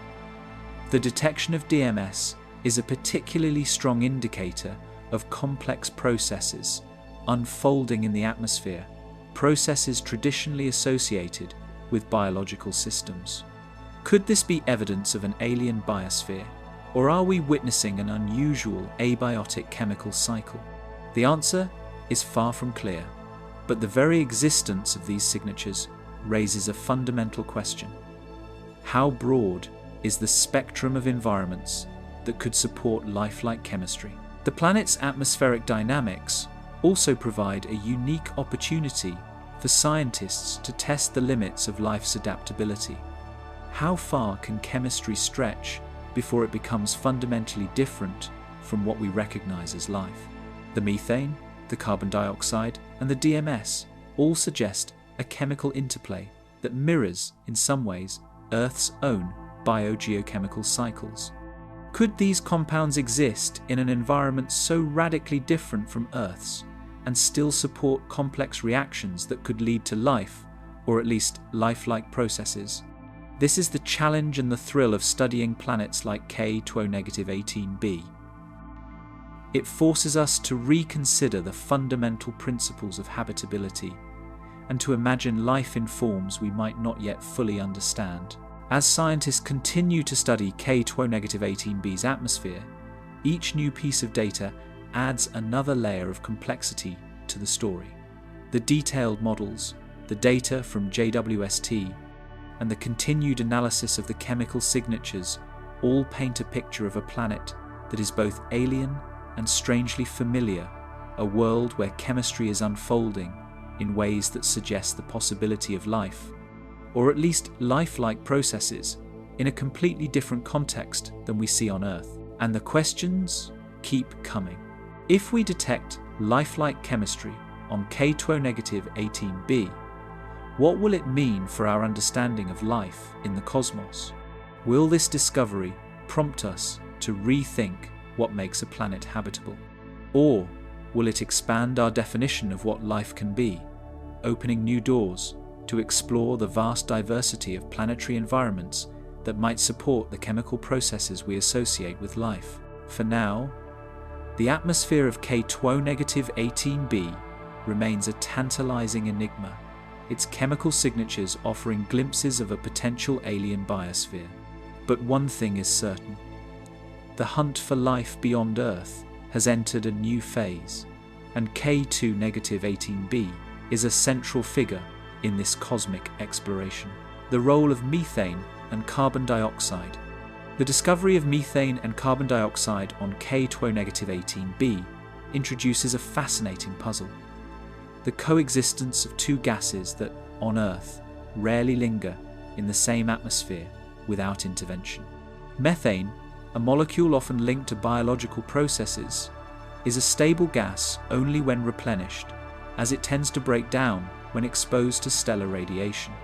On our own planet, it's microbes, specifically archaea, that create methane in wetlands, digestive systems, and other environments. But this is not just a terrestrial phenomenon. It's a chemical paradox in the atmosphere of an alien world. K2-18b's atmosphere, rich in hydrogen and shrouded in mystery, shows an unexpected balance. The James Webb Space Telescope, JWST, has detected methane and carbon dioxide in what appears to be a stable ratio, an occurrence that demands a deeper examination. These gases are not simply hanging in the air. They are actively interacting in ways that suggest something is replenishing methane in particular, maintaining a chemical disequilibrium that hints at the presence of some force, natural or otherwise, sustaining the system. The critical question remains: how is this equilibrium being maintained? The presence of methane and carbon dioxide together, in a form that resists natural breakdown, points to a dynamic source, something that is preventing them from disappearing into space or being chemically neutralized. It is this disequilibrium, this struggle between the forces that would drive the two gases into balance, that has researchers intrigued. On Earth, the most likely culprit for such a situation would be life, a living system, constantly replenishing methane through biological processes. But life is not the only explanation. K2-18b is far from Earth, orbiting a red dwarf star with an environment that we are only beginning to comprehend. Volcanic activity, hydrothermal vents, or even photochemical reactions could also produce methane and carbon dioxide. These non-biological processes could create a similar disequilibrium, although the combination of methane, carbon dioxide, and dimethyl sulfide, DMS, along with hydrogen as a solvent, suggests something more complex at play. The combination of methane's absorption band at 3.3 micrometers and carbon dioxide's at 4.3 micrometers gives astronomers a way to track these molecules through the planet's thick, hydrogen-rich atmosphere. When viewed together, they reveal not just the molecules' presence, but the way they shape the planet's thermal dynamics. These interactions influence everything from cloud formation to atmospheric circulation. The planet's albedo, the fraction of sunlight it reflects, versus what it absorbs, could shift in response to these gases, affecting temperatures across the surface or any potential subsurface oceans. The very chemistry of K2-18b's atmosphere could, in turn, influence its climate, its weather patterns, and the potential for life-sustaining processes. Despite these compelling observations, methane alone is not a guarantee of life. On Earth, methane is generated in various ways. Volcanic outgassing, for instance, releases methane into the atmosphere without any biological processes involved. Hydrothermal vents deep beneath the oceans also produce methane, along with other compounds. In the case of K2-18b, however, it is the presence of both methane and carbon dioxide that raises eyebrows. This is a configuration not commonly seen in the atmospheres of gas giants like Jupiter or Saturn.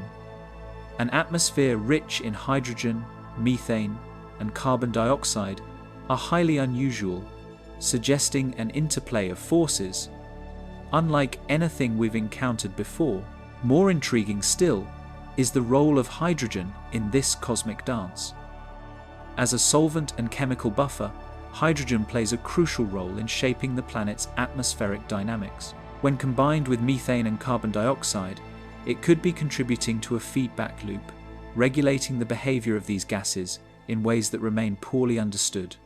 This chemical triad, methane, carbon dioxide, and hydrogen, may form part of a delicate balance that sustains the planetary atmosphere, an atmospheric harmony that hints at processes we have yet to fully comprehend. As scientists probe the mysteries of K2O-18b's atmosphere, the presence of methane and carbon dioxide together offers a tantalizing clue.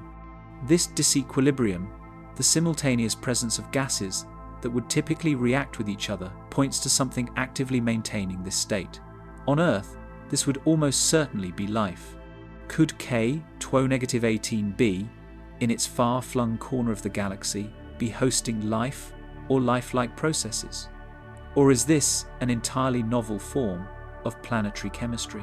The JWST's ability to measure these molecular interactions provides a unique opportunity.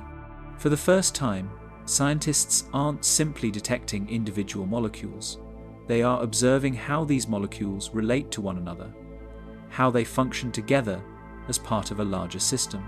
By measuring the delicate balance of methane, carbon dioxide, and hydrogen, we get a glimpse of the planetary chemistry, in context, a snapshot of an alien atmosphere that could harbour life, or might simply be following an unknown, non-biological process. This new approach shifting our focus from simply detecting molecules to understanding how they interact could profoundly alter our understanding of what makes a planet habitable. Are the conditions on K2O-18b indicative of life as we know it? Or do they challenge our fundamental assumptions about how life might manifest elsewhere? These molecular interactions do more than just paint a picture of the atmosphere. They suggest a dynamic, evolving process, perhaps a cosmic dance that could mirror the early chemical pathways of life on Earth, or reveal an entirely novel form of existence beyond our current grasp. As we examine these interactions, we are forced to confront the very nature of life itself. What if the conditions for life are more flexible, more diverse than we ever imagined? In this context, methane and carbon dioxide transcend their role as mere indicators of atmospheric composition. They are the first whispers of a deeper, more intricate story, one that scientists are only beginning to unravel. This story raises profound questions that stretch beyond the confines of chemistry. Could the presence of these gases be telling us something about the fundamental nature of life itself? As we peer into the chemical signatures of K2O-18b, we must ask, are we truly alone in the universe, or is life perhaps in forms we've yet to recognize more widespread than we ever dared to imagine? This discovery forces us to reconsider the boundaries of life, challenging the very definition of what life might be and where it could exist. As the data from JWST continues to stream in, the mystery of K2O-18b deepens. The delicate balance of gases in its atmosphere challenges the very boundaries of what we think we know about habitability. With every new observation, scientists are peeling back another layer of the planet's secrets, moving us closer to understanding whether K2O-18b might be a home to life, or if it is simply a world of remarkable chemical processes we've never before encountered. Testing alternative explanations. The discovery of dimethyl sulfide DMS in the atmosphere of K2O-18b was nothing short of extraordinary.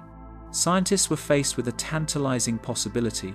This organic molecule, typically linked to biological processes on Earth, might be a sign of life or some other unfamiliar process on an alien world. However, the scientific community's response was one of healthy skepticism, as such discoveries often carry with them the potential for misinterpretation. Such a groundbreaking finding demanded rigorous testing and scrutiny. Could this DMS have formed through non-biological, abiotic mechanisms? To answer this, the research team set out to explore various alternative explanations, hoping to rule out non-living causes before embracing the possibility of life. They recognized the immense importance of investigating all potential non-biological mechanisms thoroughly before considering a biological explanation. One of the first hypotheses to be explored was volcanic outgassing. On Earth, volcanoes spew a wide range of gases into the atmosphere, including methane, carbon dioxide, and hydrogen sulfide, and potentially even DMS. Could K2-18b's internal geochemistry replicate this volcanic process and produce DMS in a similar way? The researchers set to work building planetary models to simulate volcanic activity on this alien planet. They modeled plumes of sulfur-rich gases, including DMS, being released into the planet's hydrogen-heavy atmosphere. The goal was to calculate the expected spectral signatures from these plumes and compare them with the data gathered by the James Webb Space Telescope, JWST, which provided detailed and unprecedented views of K2-18b's atmosphere. This comparison was essential for confirming or ruling out volcanic activity as a source of DMS, which could give important clues to the planet's geochemical processes. The results were clear-cut. The simulated DMS from volcanic outgassing produced a much weaker signal than the one detected by JWST. The spectral features did not align with the observed data. Rather than the expected sharp DMS signature, the modelled plumes revealed a different set of molecules at slightly shifted wavelengths. This conclusive mismatch ruled out volcanic outgassing as a plausible cause for the DMS observed on K2-18b. The team's initial hypothesis had now been disproven, and they were one step closer to uncovering the true origin of the mysterious chemical signal. With volcanic outgassing no longer a viable explanation, they began to look more closely at other potential mechanisms, each requiring more detailed simulations and analyses. Turning their attention to a second possibility, the team considered photochemistry. Photochemistry occurs when ultraviolet UV radiation from a star breaks apart molecules in a planet's atmosphere, resulting in the formation of new chemical compounds. On Earth, photochemical reactions can generate a range of organic molecules, and researchers wondered if something similar might be occurring on K2-18b. The only problem? K2-18 is a red dwarf star, which emits relatively low levels of UV radiation compared to our Sunday. Would this lower flux of UV light be sufficient to drive the photochemical reactions needed to create DMS?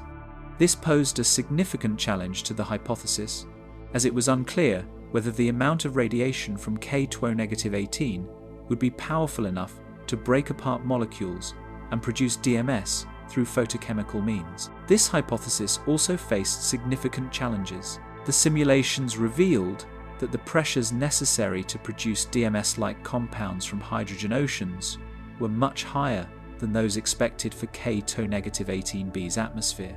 The required temperatures also conflicted with the observed atmospheric gradients. These conditions were not supported by the current models of K2-18b's environment, ruling out hydrothermal vent chemistry as a plausible explanation for the DMS signal. Photochemistry, despite being a promising avenue, also failed to explain the data conclusively, suggesting that the cause of the DMS could lie elsewhere. This led the team to dig deeper into alternative hypotheses that might fit better with the conditions on K2-18b. With volcanic outgassing and photochemistry ruled out, the team turned to a third possibility: hydrothermal vent-like processes. On Earth, deep ocean hydrothermal vents are home to rich ecosystems that rely on sulfur-based chemistry. In these extreme environments, high pressures and temperatures support a variety of chemical reactions that create compounds like DMS. Could K2-18b, with its hydrogen-rich atmosphere and potential deep oceans, be hosting similar chemistry? The team modelled a scenario where deep hydrogen oceans interacted with the planet's atmosphere in ways that might produce DMS-like compounds, similar to the chemistry occurring at Earth's deep-sea vents. These environments on Earth are known to host ecosystems based on sulfur compounds so the team hoped that a similar phenomenon could be present on K-18b. This hypothesis also faced significant challenges. The simulations revealed that the pressures necessary to produce DMS-like compounds from hydrogen oceans were much higher than those expected for K-18b's atmosphere. The required temperatures also conflicted with the observed atmospheric gradients. These conditions were not supported by the current models of K-18b's environment, ruling out hydrothermal vent chemistry as a plausible explanation for the DMS signal. Once again, the team found that a seemingly promising hypothesis was not sufficient to explain the complex chemical signature they had observed. As they ruled out each possibility, the complexity of the problem deepened, but the search for answers continued relentlessly. By now, the research team had tested 3 major abiotic mechanisms: volcanic outgassing, photochemistry, and hydrothermal vent chemistry, and ruled each one out. The findings were clear. None of these processes could explain the intensity, clarity, or spectral profile of the DMS detected by JWST. While an unknown chemical pathway remained a possibility, the models increasingly pointed toward a biological, or at least biochemically analogous source for the dimethyl sulfide. The team recognized that this was a profound discovery.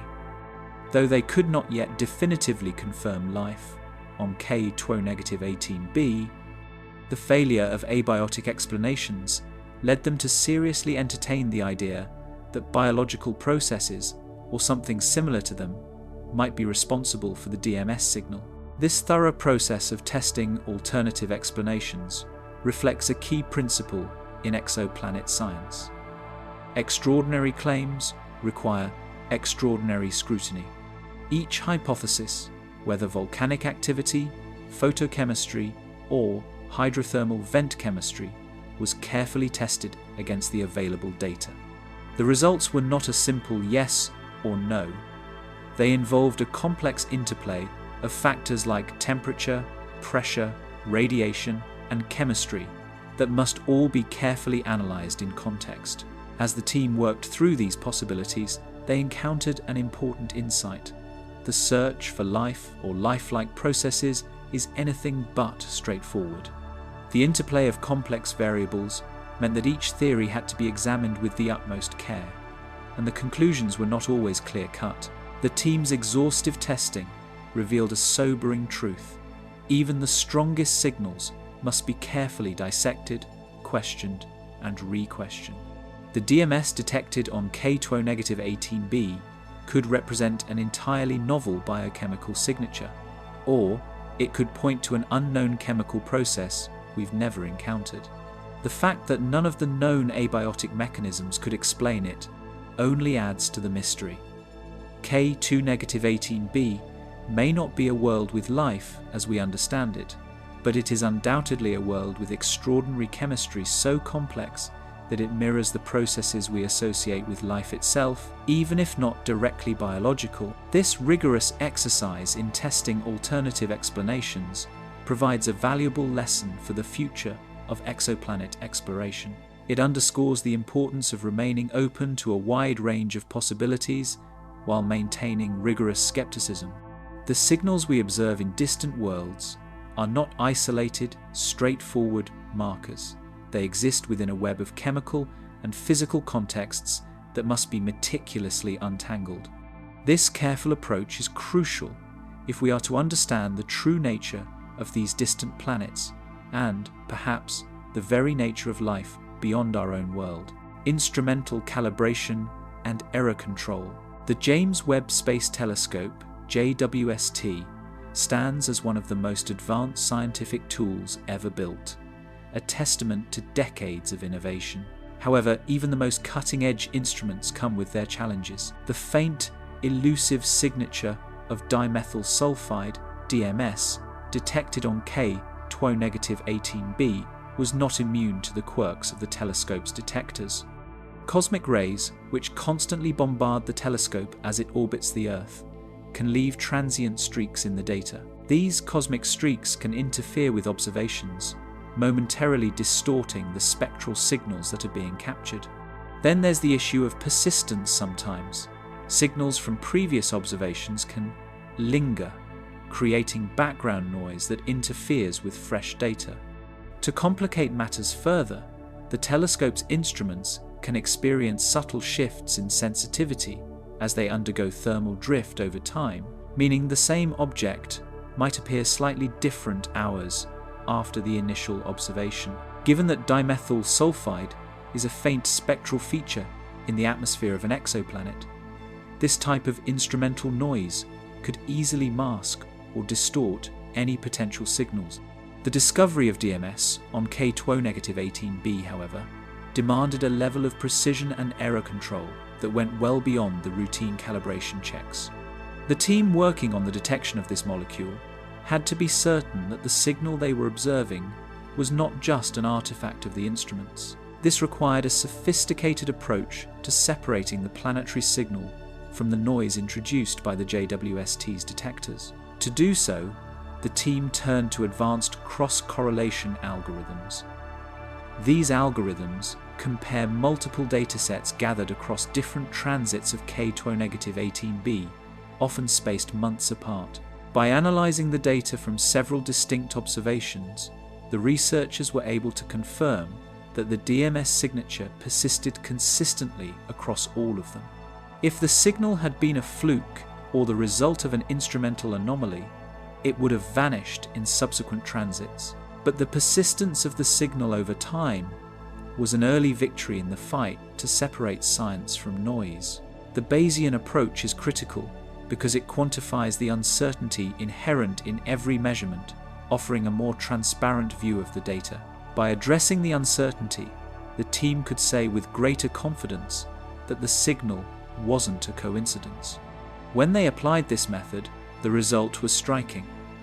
The confidence level reached 3 sigma, meaning there was a 99.7% probability that the detected signal was genuine, a key step in ensuring the validity of their discovery.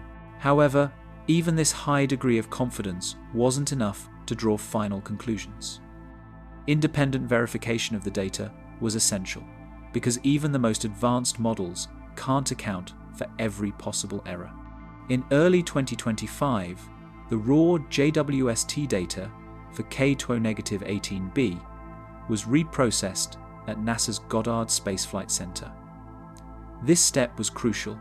The team there recalibrated the detector's dark currents background signals that can introduce unwanted noise into measurements. They also corrected for spectral flat field errors, which distort how light is absorbed by the instrument. Even small changes in the pointing of the telescope can affect the accuracy of the data, so the team had to account for any minor drifts in the telescope's alignment during the observations. Each of these calibration steps was necessary to ensure that the signal was not being skewed by external factors.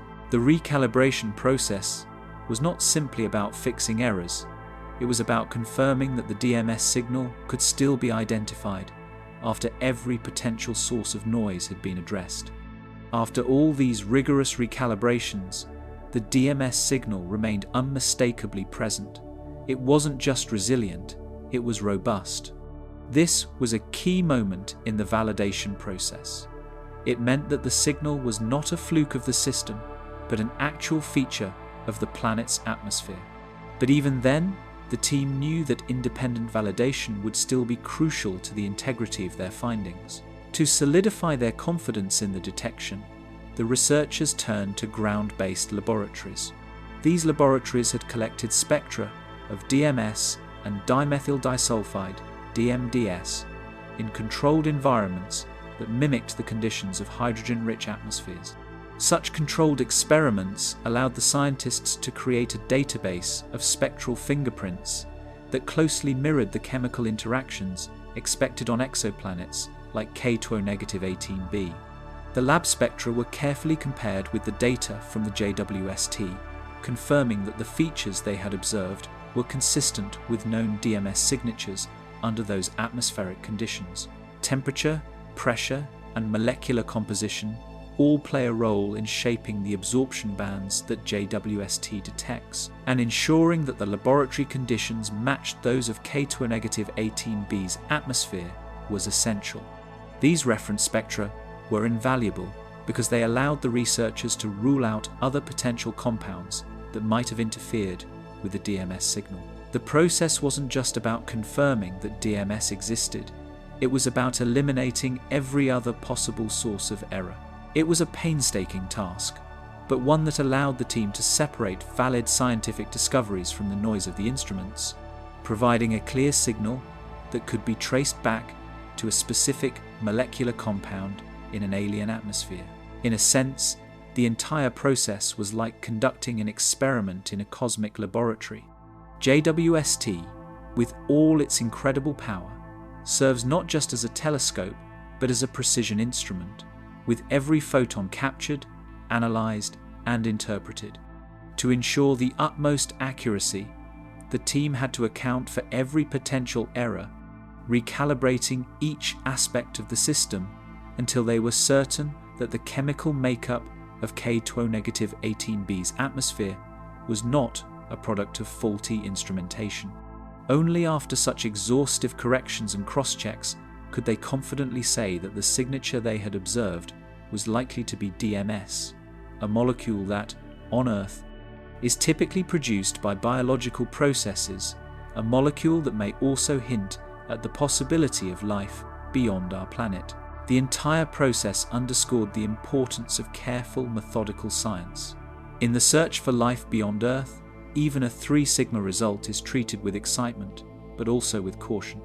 After all, the discovery of DMS could suggest the presence of life or biological-like processes on K2-18b, but without exhaustive calibration and error correction, no claim can be made definitively. The meticulousness of the process serves as a reminder that the universe may hold answers, but those answers must be uncovered through rigorous, careful work, always mindful of the uncertainties that persist. Every calibration, every correction, every independent check brings us closer to understanding what lies beyond our solar system.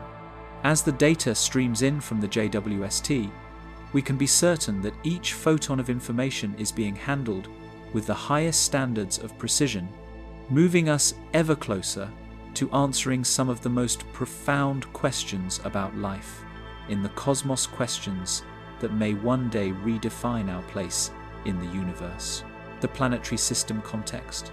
K2-18b exists within a dynamic planetary system, but understanding its potential habitability requires a deeper look at the context in which it resides, its host star, nearby planets, and the delicate balance of conditions that make life possible. K2-18, a red dwarf star located 124 light-years away in the constellation Leo, serves as the primary source of energy for its orbiting planets. Red dwarfs are the most common type of star in the universe, but their dimness and volatility pose challenges for planets seeking to sustain life. K2-18 is no exception, with a mass of about 0.49 times that of the Sun and a surface temperature hovering around 3,500 Kelvin.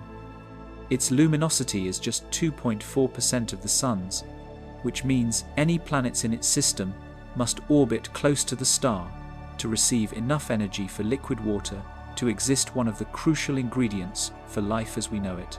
Unlike many other red dwarfs, K2-18 has a relatively calm temperament. Red dwarfs are notorious for their intense flaring activity, which can release vast amounts of radiation, strip away planetary atmospheres, and potentially making surface conditions hostile to life. Flares are common among these stars, often occurring on timescales that can have dramatic consequences for nearby planets. However, K2-18 is notably more stable, with flares that are infrequent and not as intense as those of its more active counterparts. This stability is a critical factor in understanding the planet's potential to harbour life. If flares were more common or more powerful, they might strip away any atmosphere K2-18b might have, or disrupt the chemical processes necessary for life.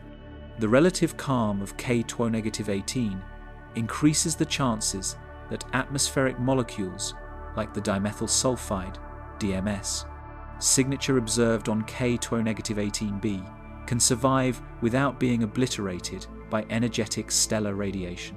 Within the K2-18 system, there is at least one other planet, K2-18c. This planet orbits much closer to its star, completing a full orbit every 9 days. Its proximity means it likely experiences intense heat, making it tidally locked. One side of the planet always faces the star, while the other remains in perpetual darkness. The extreme temperatures on K2-18c rule out the possibility of liquid water, putting it outside the star's habitable zone. The heat and radiation it receives are so intense that any chance of sustaining life would be minimal, at least in any form we recognize. In contrast, K2-18b sits in a far more promising position. Orbiting its star once every 33 days, it lies at about 0.14 astronomical units from K2-18, comfortably within the star's habitable zone. This is the region where temperatures are just right, not too hot and not too cold for liquid water to exist on or beneath the planet's surface. While the specific conditions on K2-18b are still under study, the mere fact that it orbits within this zone means it could potentially offer a stable environment where the building blocks of life could form and persist. Planetary formation models suggest that K2-18b likely began its life by accreting a significant envelope of hydrogen early on. This is typical for planets of its size. With a radius between that of Earth and Neptune, K2-18b is large enough to retain thick atmospheres, which is important for providing a buffer against stellar radiation and preserving any chemical processes that may occur on the surface or in the deeper layers of its atmosphere. While its size allows it to hold onto this hydrogen envelope, it's not so massive that it would be classified as a gas giant. Instead, K2-18b is considered a sub-Neptune type planet, a size category between Earth and Neptune that allows for the possibility of a global ocean beneath the thick, hydrogen-rich atmosphere. This internal ocean could harbour the right conditions for life to form, or at the very least provide a medium for complex chemistry to unfold. The planet's ability to maintain a thick atmosphere is key in understanding its potential for habitability. If K2-18b were orbiting too close to its star, the energy from K2-18's radiation would be far too intense, possibly stripping away the atmosphere and leaving the planet with no protection against the star's harsh environment. On the other hand, if K2-18b were too far from the star, temperatures would plunge, making liquid water impossible. But K2-18b occupies a rare and precious sweet spot, close enough to its star to maintain temperate conditions, yet far enough to avoid being subjected to the devastating effects of flaring or excessive radiation. This delicate balance also makes K2-18b an ideal candidate for studying how biosignatures, signs of life, or biological-like processes might be preserved. In planetary science, it's well understood that planets in the habitable zone have a much higher chance of maintaining conditions conducive to life. But not all habitable zone planets are created equal. A planet in an unstable orbit or subject to frequent stellar flares may be unable to sustain an atmosphere long enough for complex molecules to form and persist. Likewise, a planet too far from its star may be too cold for liquid water, even if its atmosphere is stable. K2-18b's location in this narrow zone, combined with the relative calm of its star, offers a unique opportunity for scientists to study how long-term habitability might unfold.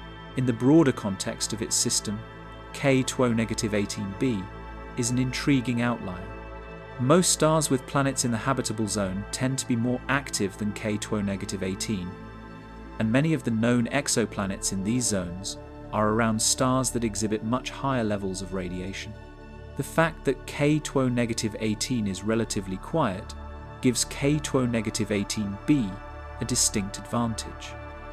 It allows scientists to hypothesize that the planet's atmosphere, potentially rich in gases like DMS, might have been shielded from destruction long enough for such molecules to accumulate, perhaps even to levels detectable by telescopes like the James Webb Space Telescope. By placing K-18b within the context of its planetary system, scientists can refine their models of habitability. Its relative position in the habitable zone, coupled with the stability of its star, creates a favorable environment for chemical processes, possibly even for life, or at least lifelike processes to emerge. Each of these factors, planet size, atmospheric retention, orbital location, plays a critical role in understanding not only the planet's current state, but its potential for future discovery. It's not just K-18b itself that has captured the attention of astronomers, but the system as a whole. The presence of K-18c, a tidally locked planet too hot for life, provides additional context. It demonstrates the range of conditions that can exist in a system and how subtle differences in distance from the star can have profound effects on habitability. Together, these planets offer a view into how complex and varied exoplanetary systems can be, each planet an individual piece in the puzzle of cosmic habitability. In this distant corner of the universe, 124 light-years away, the JWST has begun to explore one such planetary system. Within this system, K-18b stands out as a potential site of interest, offering clues about the chemistry that could support life. As observations continue, scientists will gather more data on its atmospheric composition, orbital characteristics, and environmental conditions, helping to refine our understanding of exoplanetary systems. How JWST reads biosignatures. When the James Webb Space Telescope JWST peers into the depths of space, it's not snapping pictures of alien life. Instead, it's revealing the hidden signatures of distant worlds, chemical imprints left behind in the light from stars. On a planet like K-18b, for example, this process unfolds during every transit, when the planet passes in front of its host star. As the star's light filters through the planet's atmosphere, molecules in that atmosphere absorb specific wavelengths of light, creating distinct absorption lines in the spectrum. These lines tell a story, a chemical story. At the heart of this story is JWST's near-infrared spectrograph, NIRSpec, an instrument capable of splitting incoming starlight into thousands of narrow, precisely defined wavelength bins. These bins reveal subtle dips in the spectrum, each one corresponding to a molecule. Think of it as reading a barcode, where each dip corresponds to a different chemical fingerprint. The presence of methane, carbon dioxide, or dimethyl sulfide, DMS, on a distant exoplanet can be identified this way. And for planets like K-18b, these signatures are critical. DMS in particular is a molecule often linked to biological activity on Earth, making its detection a potential clue for life. But capturing these tiny spectral shifts isn't as simple as pointing a telescope and waiting for results. The light coming from distant stars is often drowned out by the star's intense glare, and small noises like cosmic rays or thermal drift can blur the data. That's where JWST's precision comes into play. To separate the faint planetary signal from the noise, JWST employs sophisticated cross-correlation algorithms. These algorithms allow scientists to compare data across multiple transits, sometimes spaced months apart, ensuring that any signature they detect is consistent and reliable. It's not just about identifying a signal, it's about verifying it. And for that, JWST's Bayesian retrieval models come into play. These models calculate the likelihood of a particular molecule being present, giving researchers a statistical confidence level that informs their analysis. The goal is to produce data that can be consistently verified and withstand the scrutiny of independent analysis. In the case of K2-18b, these verifications went a step further. The raw data collected by JWST were reprocessed by NASA's Goddard Space Flight Center in early 2025. This process involved recalibrating the detectors, correcting for errors like spectral flat field distortions, and accounting for any minor drifts in the telescope's pointing. After these corrections, the DMS signal remained strong, adding another layer of confidence to the discovery. This kind of rigorous error control ensures that what scientists are seeing is not a byproduct of instrumentation, but an accurate representation of the planet's atmosphere. While JWST's internal calibration is critical, it's not the only step in ensuring that its findings are reliable. The team also turned to ground-based laboratories for verification. Laboratory spectra of DMS and other similar compounds, collected under conditions mimicking the hydrogen-rich atmospheres of distant planets, were compared with the data from JWST. These laboratory measurements were crucial because the absorption lines of molecules like DMS are sensitive to temperature, pressure, and other atmospheric factors. By comparing the observed spectral features with laboratory measurements, scientists confirm the authenticity of the detected features. At the core of this process is a level of precision that makes JWST an unparalleled tool for studying distant planets. The telescope's instruments don't just detect light, they transform it into a chemical analysis, offering a detailed snapshot of the planet's atmosphere. Each molecule's unique absorption pattern adds a new layer to the puzzle, enabling scientists to infer the chemical makeup of a distant world without ever visiting it.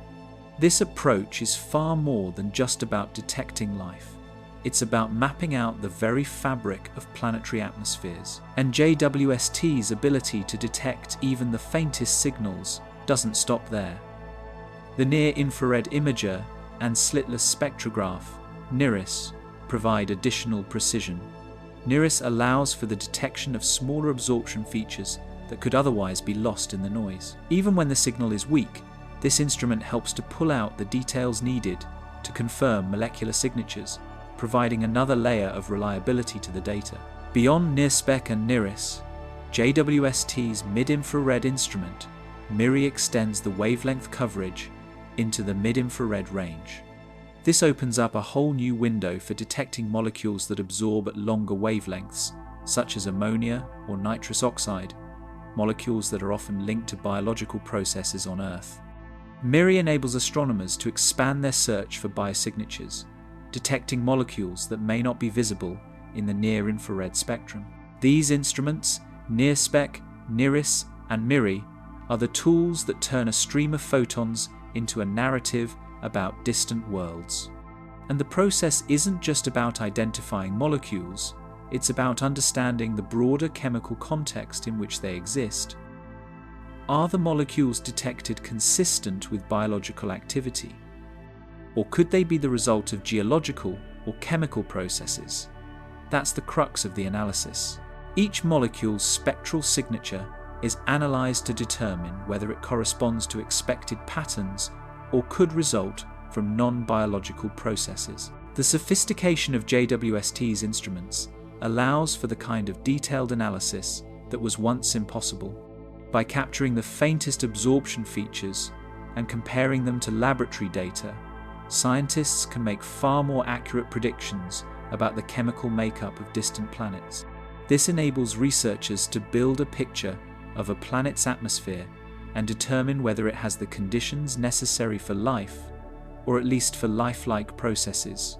What makes this approach so powerful is the level of detail it offers. Every piece of data, every tiny shift in the spectrum, is a clue.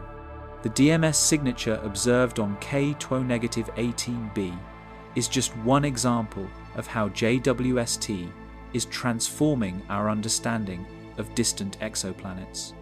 Each new observation provides valuable insights into the chemical makeup of these worlds, contributing to our understanding of their atmospheres. And the best part? JWST is only getting started. As more data comes in, scientists will continue to refine their models, improve their techniques, and push the boundaries of what we can learn about distant exoplanets.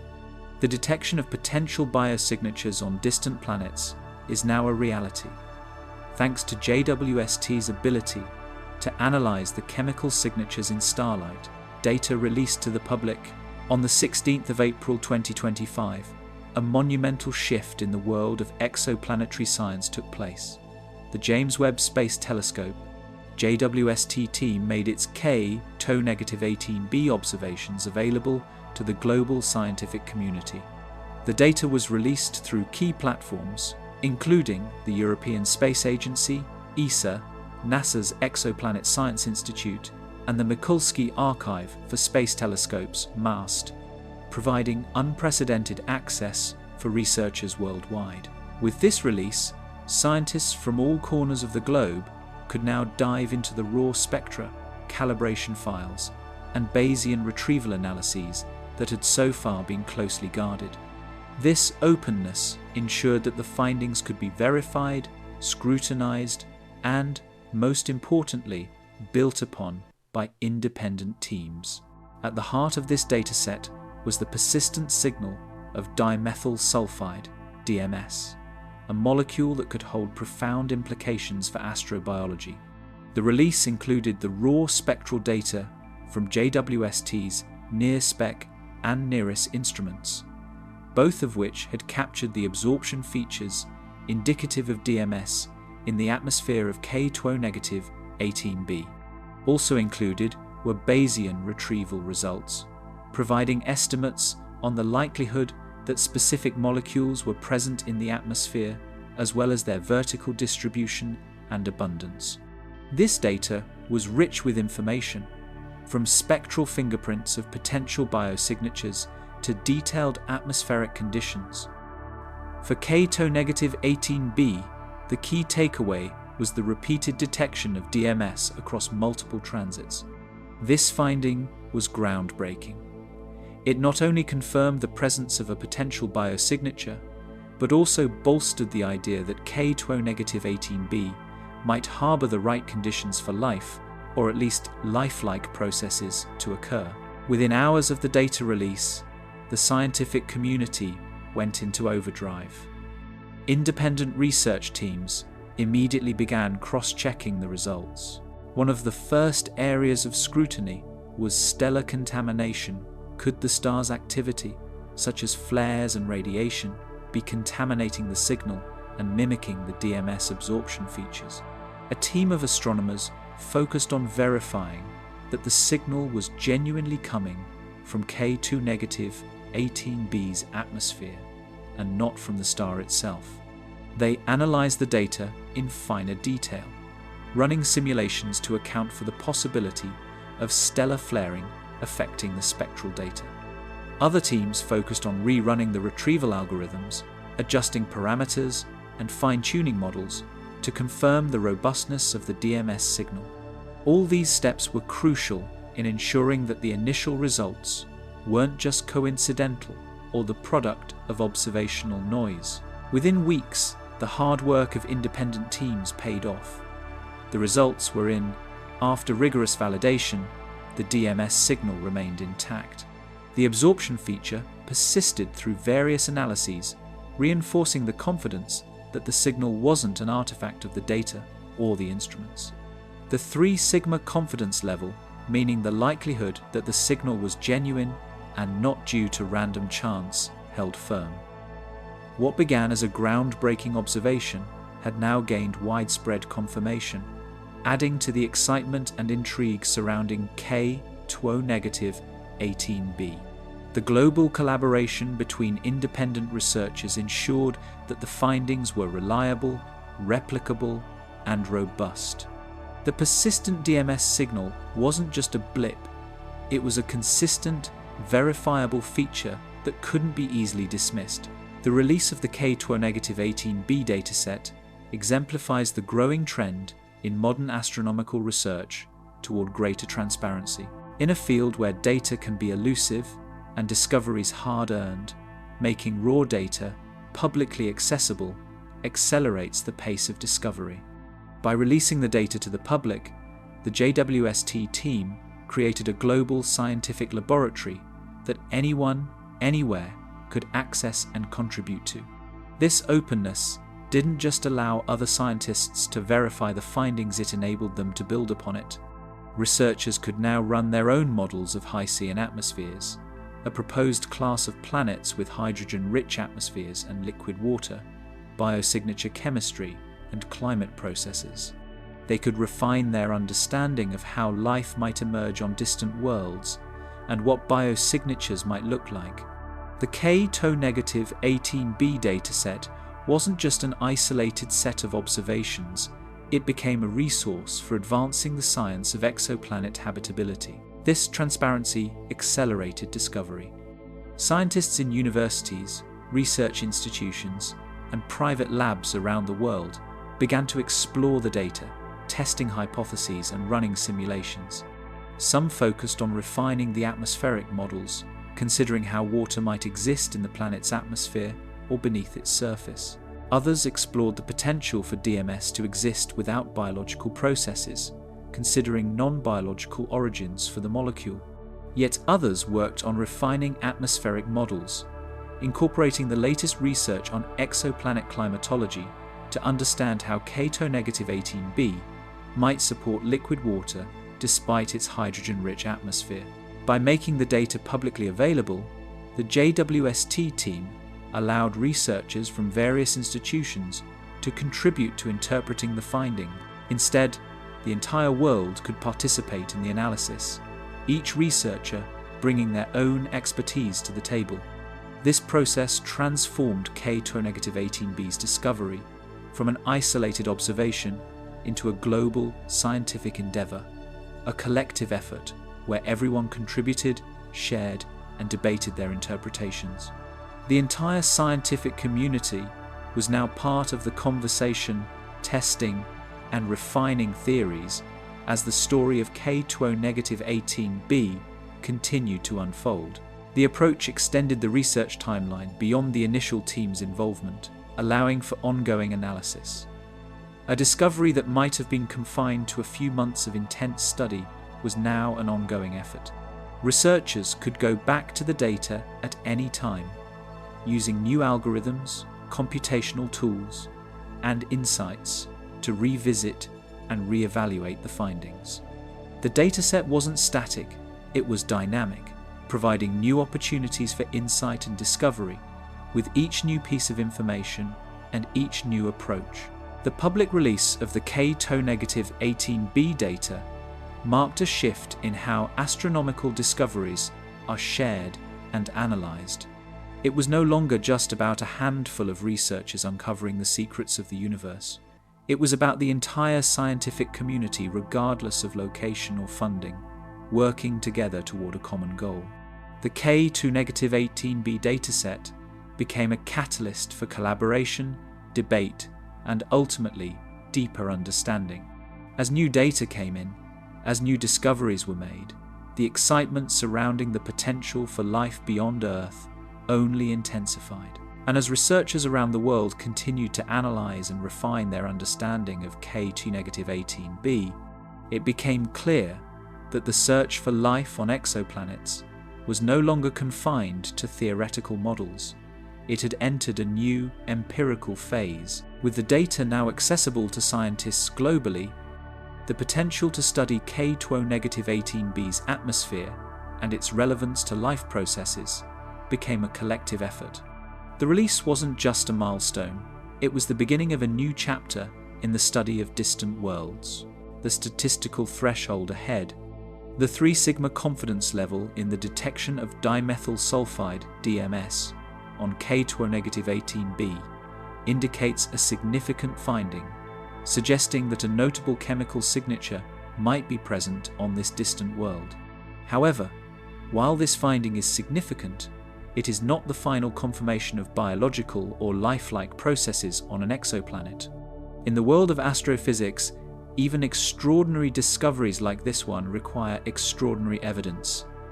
And while a 99.7% probability might seem robust, it's far from the gold standard in science. To truly settle the question, a 5 sigma confidence level is required, a near-perfect certainty of 99.99994%. At this level, any lingering doubts about random fluctuations, instrumental noise, or systematic errors would be all but eliminated. Achieving 5 sigma confidence isn't just a matter of conducting more observations. It's about ensuring that the data is irrefutable, and that's where the next phase of the James Webb Space Telescope JWST mission comes in. The next observation cycle, scheduled from late 2025 through mid-2026, will focus on K2-18b with a dedication that matches the stakes. A full 20 hours of observation time has been set aside to capture additional spectra, covering the critical 1.5 micrometer wavelength range and extending into the mid-infrared with JWST's MIRI instrument. These observations aren't just an opportunity to reinforce the existing data, they're an opportunity to elevate the evidence to the level of certainty required for a breakthrough in astrobiology. The stakes for this follow-up research are high, as the team has several clear objectives. First and foremost, they aim to increase the detection significance of the DMS signal from 3 sigma to the coveted 5 sigma.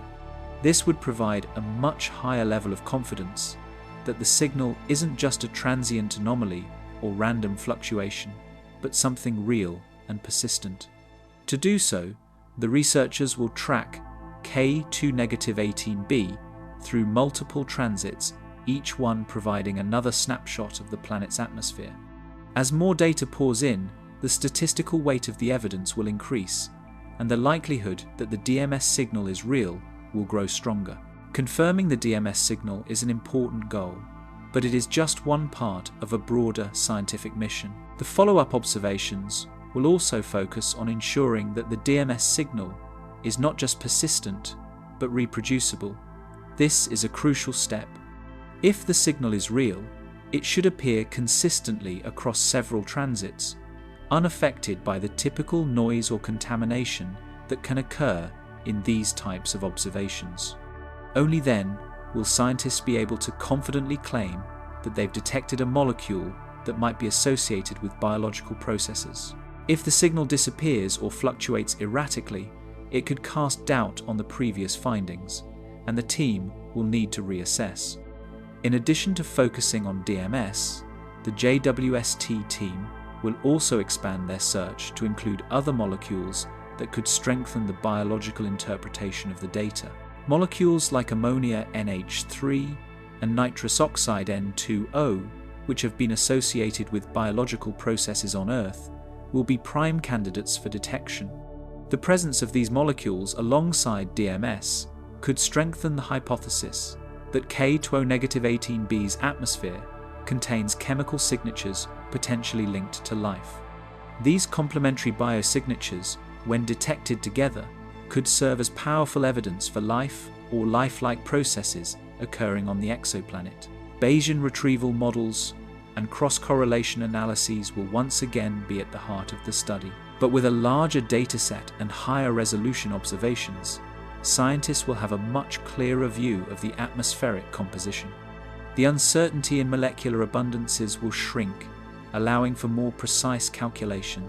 The refined data will help researchers better understand the planet's atmospheric chemistry, how it evolves, and how it could sustain life. More importantly, these models will help elucidate how hydrogen-dominated atmospheres, like the one suspected to exist on K2-18b, might function in ways that could support habitability. Understanding these atmospheric dynamics will not only provide insight into K2-18b, but will also inform our broader search for life elsewhere in the universe. For scientists, this upcoming observation cycle is a crucial step in the research process. where the possibility of detecting biological signatures could become more concrete. If the DMS signal holds steady and complementary molecules are detected, K2-18b could go from being a candidate Hycean world with probable life to becoming the first confirmed exoplanet with atmospheric molecules most likely produced by living organisms. It would represent a paradigm shift in how we think about the potential for life beyond Earth and how we detect it. The stakes are immense, and the pressure to deliver results is even higher. As the late 2025 observation cycle approaches, each photon captured by JWST will contribute to a more detailed understanding of the planet, either supporting or refining current findings. The potential of what they're about to uncover is as thrilling as it is daunting, but the methodology behind it all remains rigorously scientific. The world will watch, and the scientific community will scrutinize each new data point with the kind of precision that only modern astrophysics can offer. Each observation, each spectrum, each analysis will inch us closer to understanding whether K2-18b is just another distant world or a harbinger of something far more profound. The next series of observations will contribute to the growing body of evidence for exoplanetary science and help refine what can be confidently claimed about distant planets. The 5 sigma confidence level represents the threshold at which the question of life on K2-18b can be answered with statistical certainty, and that is the moment that everyone in the field of astrobiology is eagerly awaiting. Rewriting planetary habitability. The confirmation of dimethyl sulfide, DMS, on K2-18b would represent a significant shift in our understanding of planetary science.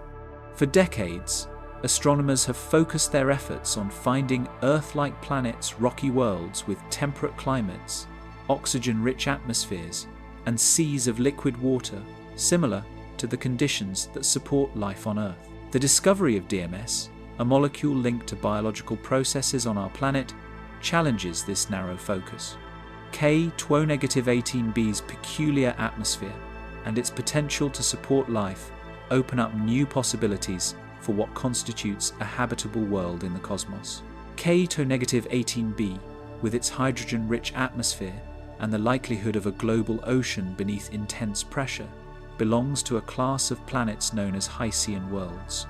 These planets, composed largely of hydrogen and water, may be much more common in the galaxy than previously thought. Red dwarf stars, which are the most abundant type of star in the Milky Way, frequently host planets like K2-18b. If life can exist in such an environment, it forces us to reconsider the traditional criteria for habitability. The discovery could suggest that life is not confined to rocky planets like Earth, but could thrive in radically different conditions. Hycean planets are massive enough to retain thick atmospheres and potentially harbour oceans that remain stable despite the extreme pressures and temperatures.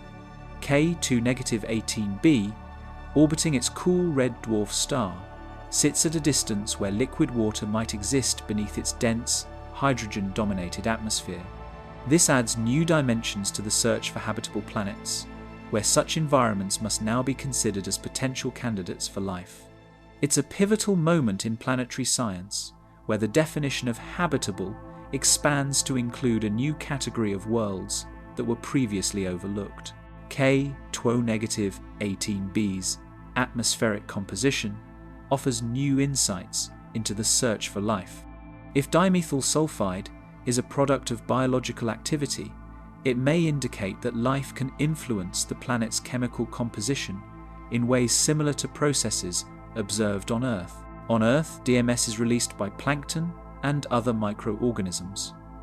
If K2-18b's atmosphere shows similar disequilibrium molecules that would normally react with each other in a stable environment, but are maintained by biological processes, it would suggest that life could exist in a radically different chemical and physical context. Scientists would be able to study how life might modify the atmosphere of a planet that is so different from Earth, opening the door to understanding how life might emerge and sustain itself on other types of worlds. In addition to DMS, there are other molecular candidates that could point to biological activity.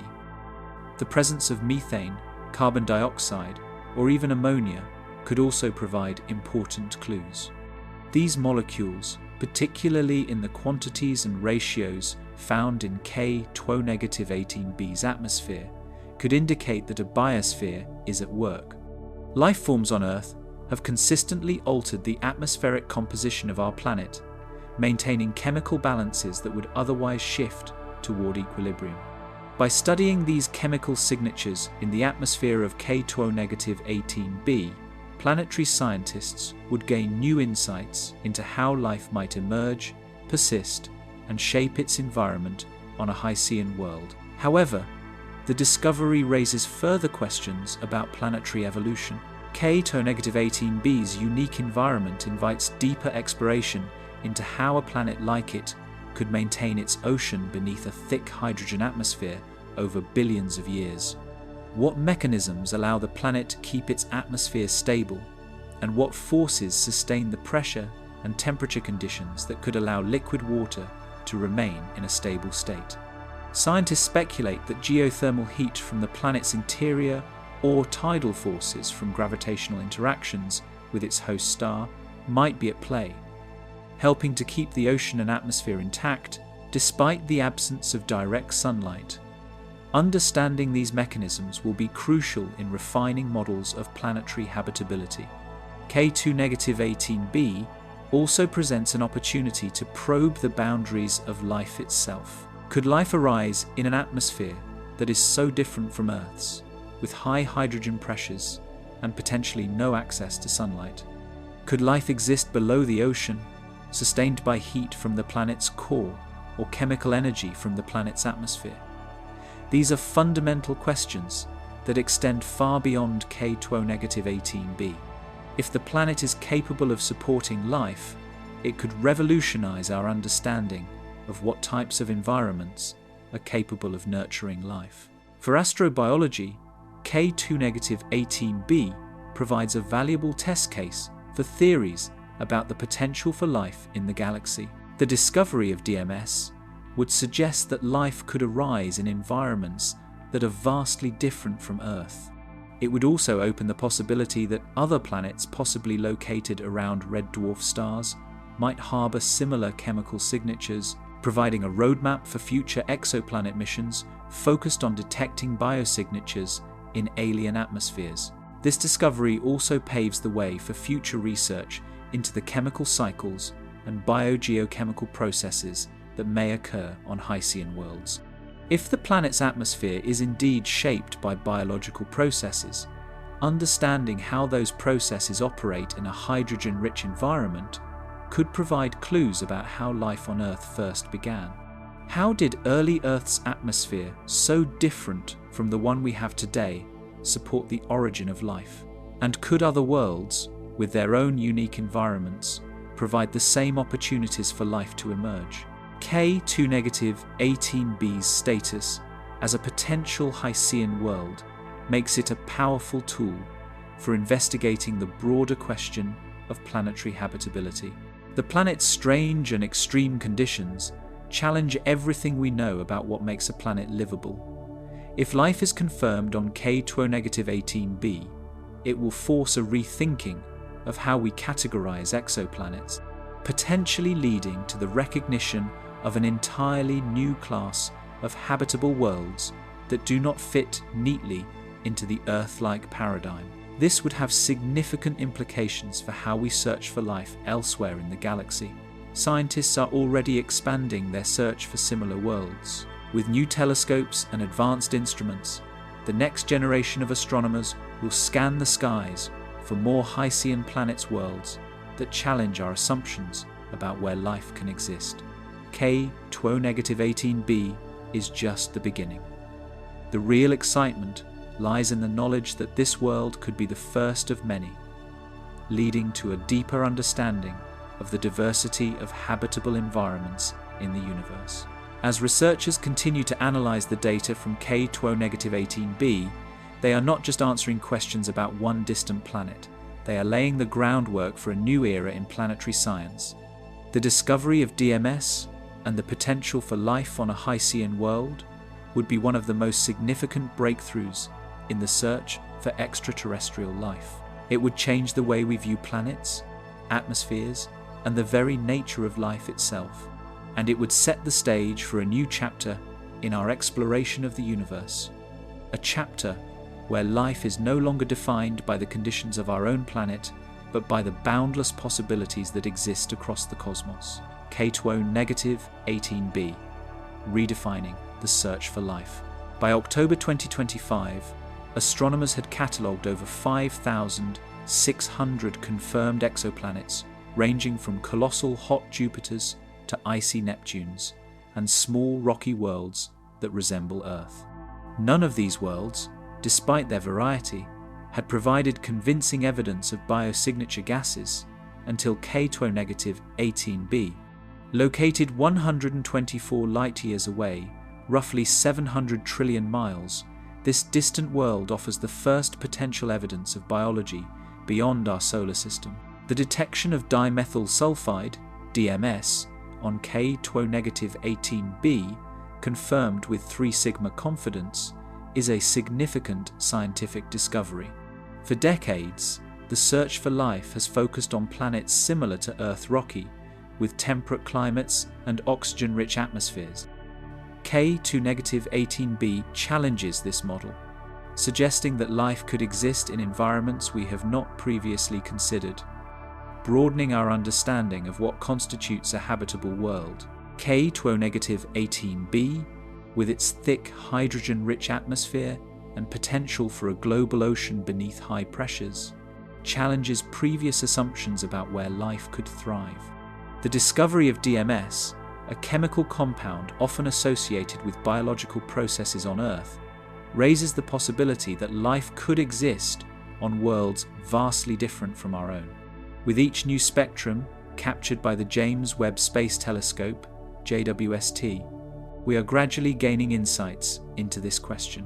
This breakthrough highlights the critical role of the technology behind JWST. The telescope's advanced instruments, such as NIRSpec and MIRI, were key in detecting distant biosignatures. The precision required to capture such faint signals across 124 light-years is remarkable. Without JWST's sensitivity and resolution, the faint traces of DMS would likely have gone unnoticed, underscoring the collaborative efforts of scientists around the globe. The release of K2-18b's data didn't just answer questions, it raised new ones. What other biosignatures might be found in the atmospheres of distant worlds?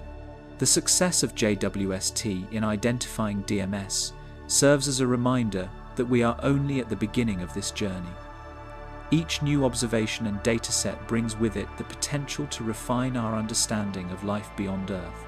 K2-18b's faint signature is the starting point for exploring how life could manifest in diverse environments. This discovery shifts the focus of exoplanet research. For years, planetary scientists have concentrated on Earth-like planets, those within the habitable zone of their parent stars, where liquid water could exist.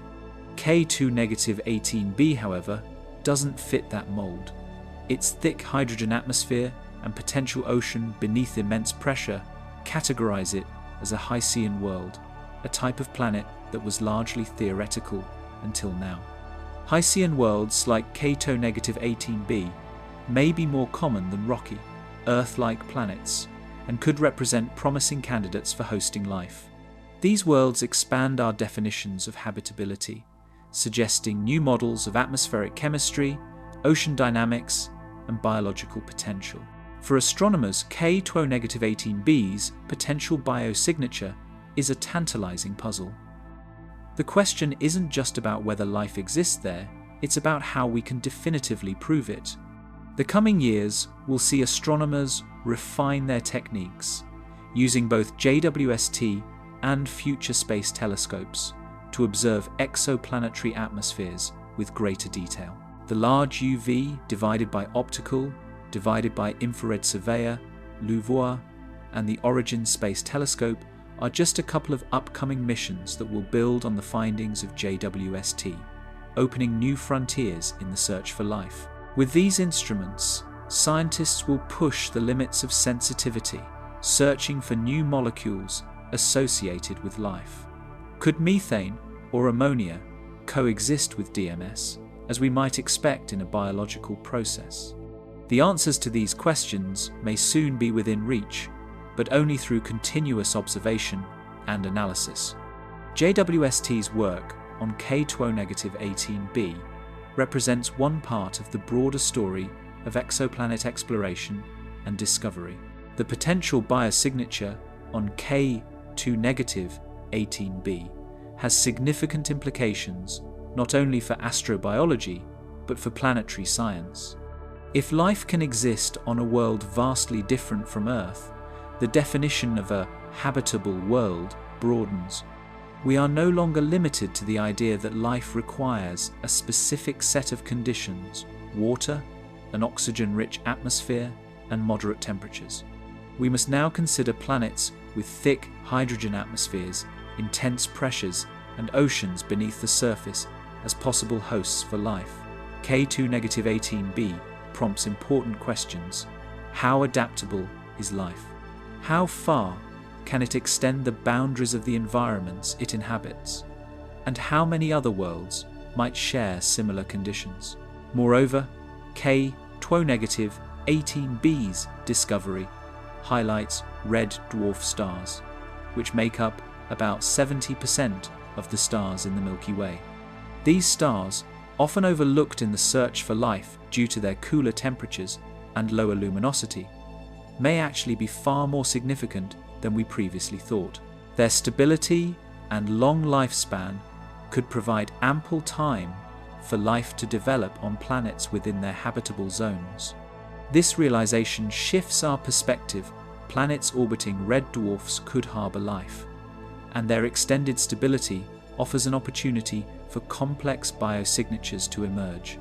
The discovery of DMS on K2O-18b suggests that life could be far more prevalent than we imagined, thriving in environments previously considered hostile. These insights might prompt a reconsideration of how we prioritize red dwarf stars in our ongoing search for biosignatures, potentially opening up vast new possibilities. The broader cosmic context of K2O-18b's discovery cannot be overstated. Once thought to be a barren and indifferent expanse, the universe now seems more inviting and alive with possibility. The discovery that life may exist, or could have once existed on another planet, turns the search for life into a practical and actionable endeavor. This shifts the conversation from abstract speculation to tangible science, bringing humanity one step closer to understanding our place in the vastness of the cosmos. We are no longer merely asking if life exists elsewhere.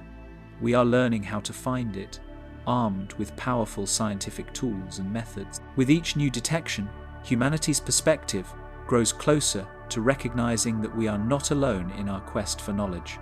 The dream of finding extraterrestrial life becomes increasingly tangible, reshaping the way we view our place in the universe. In the years to come, as JWST continues to uncover the secrets of the universe, one thing is certain: the search for life beyond Earth will never be the same. K2-18b may be the first of many discoveries that reveal the universe's vast complexity, diversity, and teeming potential. Each observation will build on prior breakthroughs, providing more insights into distant worlds than ever before. With technological advancements in observation and data analysis, we can now detect even the faintest biosignatures. The search is far from over. It's only just beginning, and with every new discovery, we move closer to understanding life in a broader, universal context.